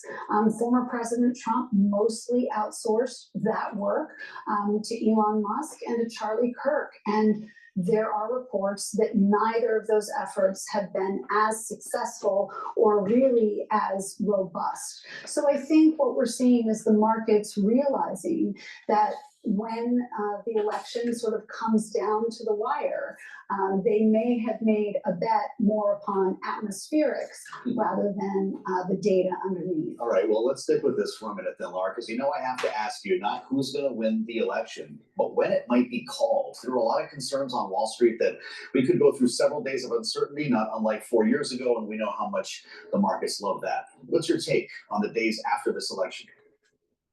I actually think this is going to be called fairly quickly. And the reason why is because both Georgia and North Carolina are poised to count their ballots really before the end of the late night, early morning on Wednesday, which really— You're not going to know about Pennsylvania until days later. because it's probably going to be close. Wrong. We'll be waiting for Pennsylvania, but when we have a sense of Pennsylvania, Georgia, and North Carolina, we're going to know about the rest of the states, and we'll have a strong sense of the Electoral College. Really glad you could be with us on the eve of the election. Political scientist Laura Brown, we thank you, as always, for joining us here on Bloomberg TV and radio. It is on. There's no turning back. We're here mobilized at World Headquarters in New York until we have a race call. More and more people joining us in the last week or so, I'd say, Kaylee, suggesting exactly what Laura Brown just said, that it's not going to be next weekend or weeks. It's going to be a couple of days. Well, I think we're all holding out hope for that, keeping in mind that we are no longer in a pandemic as we were in 2020. So mail-in voting may not be as prevalent as it once was, and some of these states have had important rules changes to make this thing go faster. 77 million Americans voting. Our signature panel is with us here in New York as well. Rick Davis and Jeannie Shanzano are on the way next on the fastest show in politics. This is Balance of Power on Bloomberg TV and radio.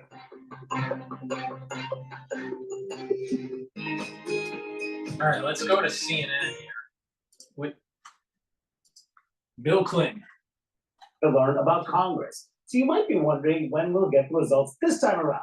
I found back with me to discuss. So David, you're going through all the different scenarios here. A lot of these swing states, there are major factors that could impact timing of projections. I am also wondering when we're going to have the result, just so you know. But when you'll sleep again. Some of the battleground states have changed some of their rules around counting and processing of ballots. Some have not. But I would say if you look at states like Pennsylvania, which cannot process ballots until election day itself. That means they can't open the envelope, flatten it out, do anything to prepare to start counting.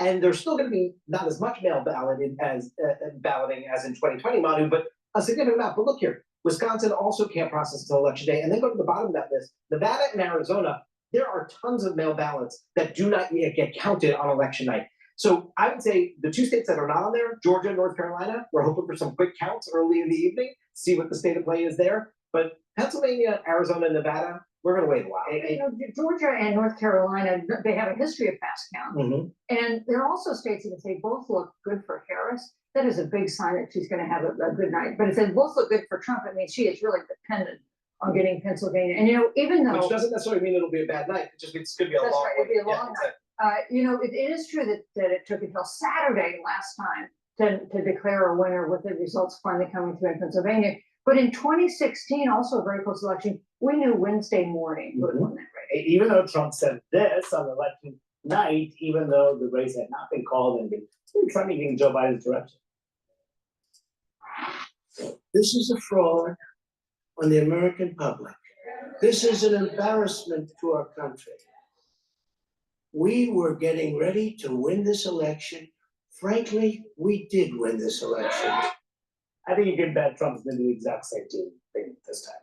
I think that the chances that he would accept the results are relatively low now, mainly because he and his staff believe it's over. They believe that they've won. And so I think it would be an authentic shock to him if he does not win the presidency. And there's been a lot of rhetoric out there already calling into question things that are happening in Georgia, things that are happening in Pennsylvania. That's why we've tried to write a lot about trying to get people just to stay calm and understand what David was just talking about, that it takes a while to count these votes. Like the last thing the country needs when people don't trust institutions is now for people to not even trust the election process. And we've seen a rise in that. And that's just not a good Like thing. I said, it's not about counting the votes. It's to make sure that the people that are voting can legally vote. They're not voting multiple times. And that whatever's going into the machine is correct. And there's no flipping, miscounting, or anything. And that means that there needs to be audit. You need to audit the process. And you need to audit the actual votes. You know, you can statistically do this. You don't have to count. Of course, you have to count every vote. But you can audit to make sure the voter rolls are right. You can audit to make sure that the machines are working correctly. And when you audit, not just certify, but audit the process and audit the actual election, then we have a legitimate election.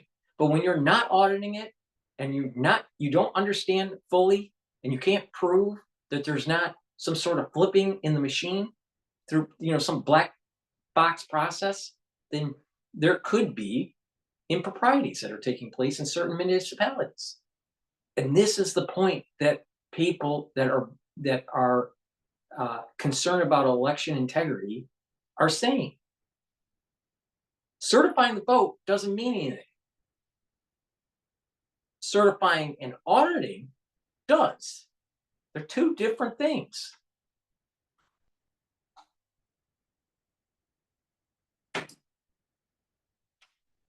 So, democracy. So, very quickly, how will the Harris campaign respond if Trump does that? Well, they're prepared. I mean, they have lawyers at the ready because they do expect Donald Trump to declare that he won the way he did in 2020. I mean, he's already saying that illegal ballots were cast in Pennsylvania, which were not. They're reviewing whether ineligible voters are on a registration list. That doesn't mean that illegal ballots were cast. So he's already laying the groundwork to contest the result. And that means this could go to the courts, and it's going to take some time to play out. Former President Bill Clinton has been barnstorming the country on Kamala Harris's behalf, but he has said little to the media until CNN's Isaac Dover snagged the only interview he's given since he hit the trail. And Clinton got candid about Democrats' fears that America might not, quote, survive 4 years of Trump. I think you have to look at what the definition of survival is. You can put me on a really to tonight, but it would be like survive. Like I'm surviving. And the same thing's true of all things. I don't know if we can survive or not. I think it would be a travesty if he became president. And Isaac Dover joins me now to talk more about his exclusive interview with the former president. Wow, he really talked about a lot with you in this article. So you were sitting on his campaign bus with him in Michigan. Give us a sense on your takeaways from this and just the unique way that the campaign is deploying them right now. Well, he talks a lot about the vantage point that he has as the only person on the planet who has done the job of being president and knows both of the candidates running. And he says to people on the trail, and it should be said, he's been out there. We did an almost 11-hour day on Wednesday. He's been doing that almost every day for the last 3 weeks, a more active schedule than Kamala Harris or Donald Trump or anybody else. Tim Walz, J.D. Vance, Joe Biden, Barack Obama. What's he like on the trail? He is quieter than he was. There's no roaring oratory, but there is this sort of one-way conversation or one-way chat that he's having with people, and they are hanging on it. But from the beginning, he said, I want to go to places where presidents haven't gone before. And so there was one of the stops we did on Wednesday was in a place called South Haven, Michigan. He was standing on the porch of somebody's house, right? The former president of the United States talking to maybe 200 people on this little unassuming street in Michigan, trying to find those Democrats, those people who are maybe undecided still, or even Republicans who are not so into what Donald Trump has been saying, maybe have concerns about the economy, and speaking to them and saying, look at her plans, and this is why you should believe in her, and this is the kind of country you should live in. Let's talk about a little bit more about what he told you. He said, according to quote, he's concerned about Trump's long-term impacts if Trump wins or loses. He said this to you. So a lot of people just can't believe how many voters in America agree that he doesn't make sense, agree that he's advocating for things that we bet, referring to Trump, but somehow think that if the experience was good for them back then, it was magically his doing and everything was fine. Yeah, and this is at the beginning of that quote. He said, "This is maybe is what happened in the 1930s when fascism was spreading." So this is Bill Clinton saying he likes Kamala Harris. He thinks that she should be elected, but he is worried about what happens no matter what here. There is a problem in our politics, he says, that is deeper and is going to be with us for a while, and it's Donald Trump's fault, he says. And you also talked to him about the former president, George W. Bush, who they've maintained a close relationship with over the years with Bush, but Bush we have not heard from publicly. What do you tell you about Bush? He said he was okay with it. He said Bush doesn't get enough credit for speaking out in favor of immigration. And he sort of implied that he knew where Bush was on this, but he said Bush doesn't want to betray the Republican Party that he's been with his whole life. Because obviously it's one of his brother, Jeb Bush, and he told you this about Colin Allred, who's running against Ted Cruz in Texas. He said, you'll tell anybody that he's a good guy, referring to Colin Allred, but he wouldn't say who he was. Yes, and I should say that I talked to Bush, somebody close to Bush about this, but I read the comments from Clinton, and the person said he's not going to get involved in presidential politics, but he's helping out in the Senate. I said, what does that helping out include Ted Cruz? And the person wouldn't comment on that. Amazing. Ever wondered what's inside your toothbrush? You know, We did. I just you know, they can't say anything positive about Trump ever. Please go to my store, the-studio-reykjavik.com, and get the NAC. This is a new supplement that I have on my store, and I've added it to my protocol, my personal protocol. The reason why I added it to my personal protocol is that it boosts up the glutathione levels, which is a strong antioxidant, and it's synergistic with C60. In addition, it also helps to detoxify your liver and your kidney, especially if you take acetaminophen. And it helps with calming the nervous system with individuals that have anxiety. So it's a dual purpose type supplement. So you know, people that are in sympathetic mode too often or too stressed out, this will help to calm that. NAC soaks up those free radicals through the glutathione pathway, and it helps to detoxify your liver and your kidney, especially due to acetaminophen. NAD+, I also have in my store. And this is something that you should be taking to boost up your energy levels. It's also synergistic with C60 and the NAC. It will help to repair your DNA. As we get older, our DNA gets damaged and we have repair mechanisms. But as we get older, that repair is needed more often, and it's harder to keep up with the workload. So you need to take a supplement to help with the repair of your DNA. NAD+ provides the energy and the repair mechanism. The supplement helps with the repair mechanism for your DNA. In addition, this helps to improve the health of your neurons. That's very important as we get older. Once we get to about age 40, we need to start doing neural protection for your peripheral nervous system and for your central nervous system. So take NAD+ to improve your neurons, to boost up your energy levels, and to repair DNA damage. Please go to my store, the-studio-reykjavik.com, and get the NAD+ and get the NAC to boost up your glutathione levels and soak up those free radicals and slow down the aging process.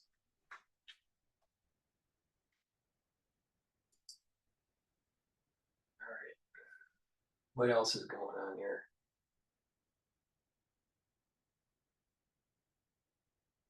What else is going on? Oh, I think Bloomberg's coming back on board here. This is Balance of Power on Bloomberg TV and radio.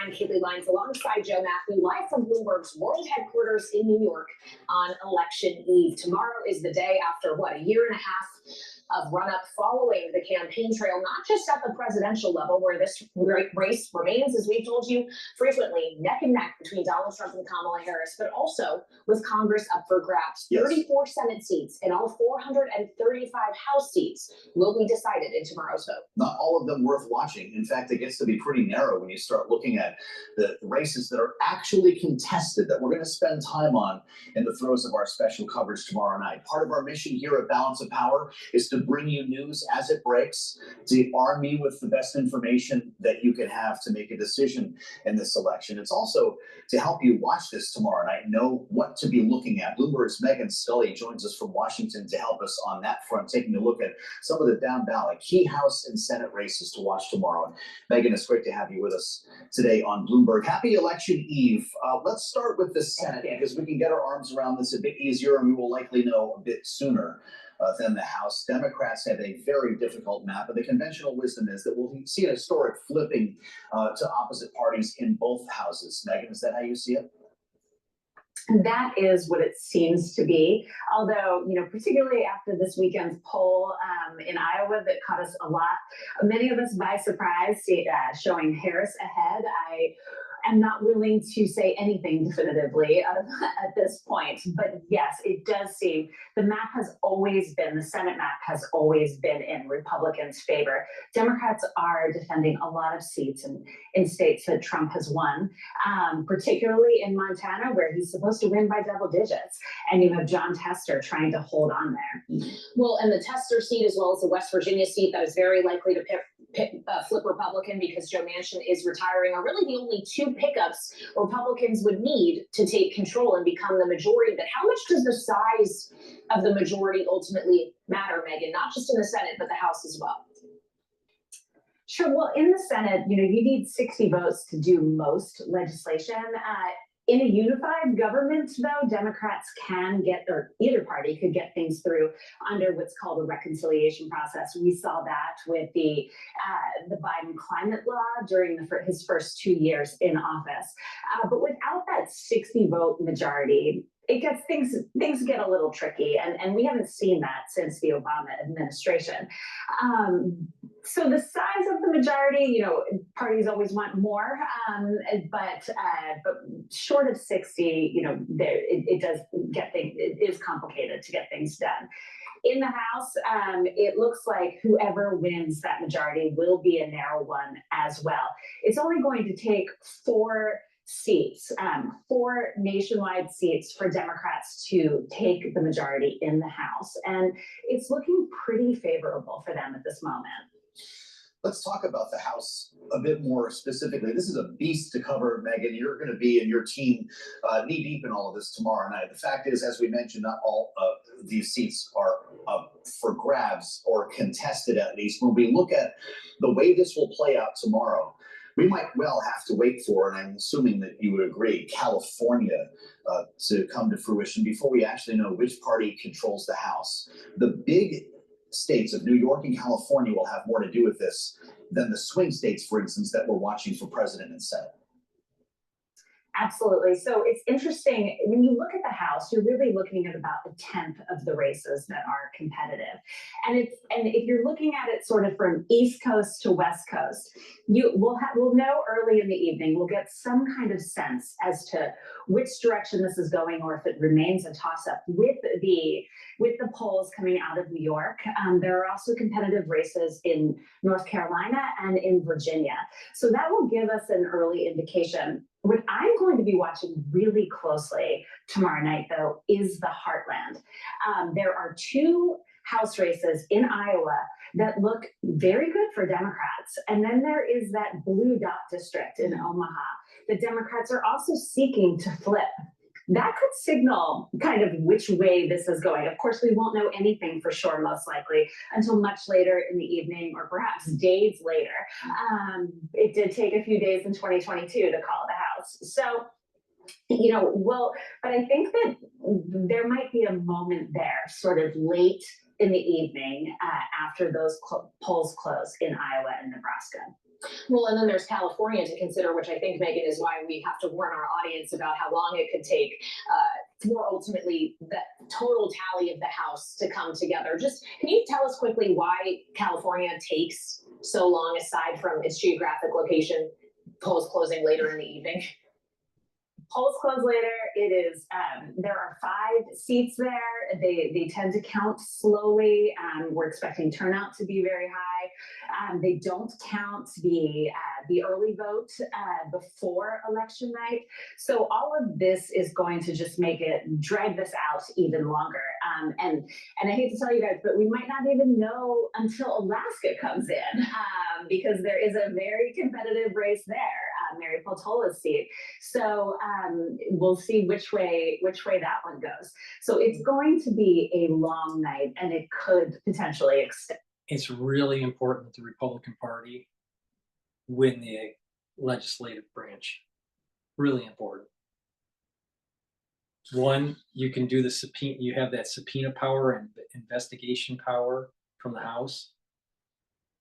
And, the Senate, having that control in the Senate is going to be able to really, prosecute some of these people that have been doing nefarious things with the lawfare and the whole deep state takedown of Trump. It's really important that the Republican Party wins the legislative branch. Please go to my store, the-studio-reykjavik.com. The link is in the description of this video, and get the noctokinase. This is a great product to help to improve your cholesterol, It'll lower LDL levels, it'll increase HDL levels, it'll also break up clots because it's fibrinolytic. It's great for cardiovascular health, so please go to my store, the-studio-reykjavik.com, and get the Dantokinase. Vitamin K2, MK7. It's a dual purpose product, and this dual purpose product will help with your cardiovascular health and your bone health. So please take vitamin K2, MK7 every day. If you've been following what I've been saying, I tell you how to reverse arteriosclerosis, and I also tell you how to reverse the osteoarthritis by taking vitamin K2, MK7. Now, if you do some resistance training, you take in a calcium supplement and take D3 and vitamin K2, then what you're going to also have is you're building up denser bone and you're preventing osteoporosis. So vitamin K2 is really important for mitigating arthritis, mitigating osteoporosis, and mitigating cardiovascular disease. Very important supplement. Ubiquinol. I've been taking ubiquinol for years, all right? It's really important. Why? It helps to bring up your energy levels. It improves the health of the mitochondria. It's a strong antioxidant, so it's synergistic with C60. And it also helps to improve the health and it protects your neurons. So when we get older, our neurons don't fire as well, and they're not as healthy. Ubiquinol will slow down that degenerative process. It's really important to take ubiquinol. Ubiquinol is the active form of CoQ10. Ubiquinol is the best bioavailable molecule for CoQ10. So take ubiquinol every day as part of your protocol. Really important, especially when you get older and you need to protect your neurons. And lastly, I have C60. C60 is a very strong antioxidant. It's a molecule. It's a carbon that's 60 carbons. It looks like a soccer ball, and it'll soak up free radicals. That's important because by soaking up free radicals, you're going to improve the mitochondrial health of the cell. You're going to reduce the stress on the cell. You're going to increase your ATP, and when you do that, you're going to have more energy. Your immune system is going to be better. Your endocrine system is going to be better, and the health of the cells are going to be better. So your tissues will perform better. So it's really important to take C60 every day. Take a teaspoon of it a day. I have it in extra virgin olive oil, MCT coconut oil, and avocado oil. You can get it in a 2 ounce, a 4 ounce, or an 8 ounce configuration. Please go to my store, the-studio-reykjavik.com, and get the C60. Take it every day. Take a teaspoon of it a day. That's the broadcast that I have for today. Just a reminder, I'm doing a live show tomorrow at 7 p.m. for the election coverage. So please make sure that you follow. I'll have spaces opened up to take calls to get your opinion on what's going on with this election, what's going on in your area, and who you think will win. So please follow that, follow the channels and watch the live show at 7 p.m. tomorrow. So that's tomorrow, 7 p.m., November 5th. Thank you for listening and have a nice day.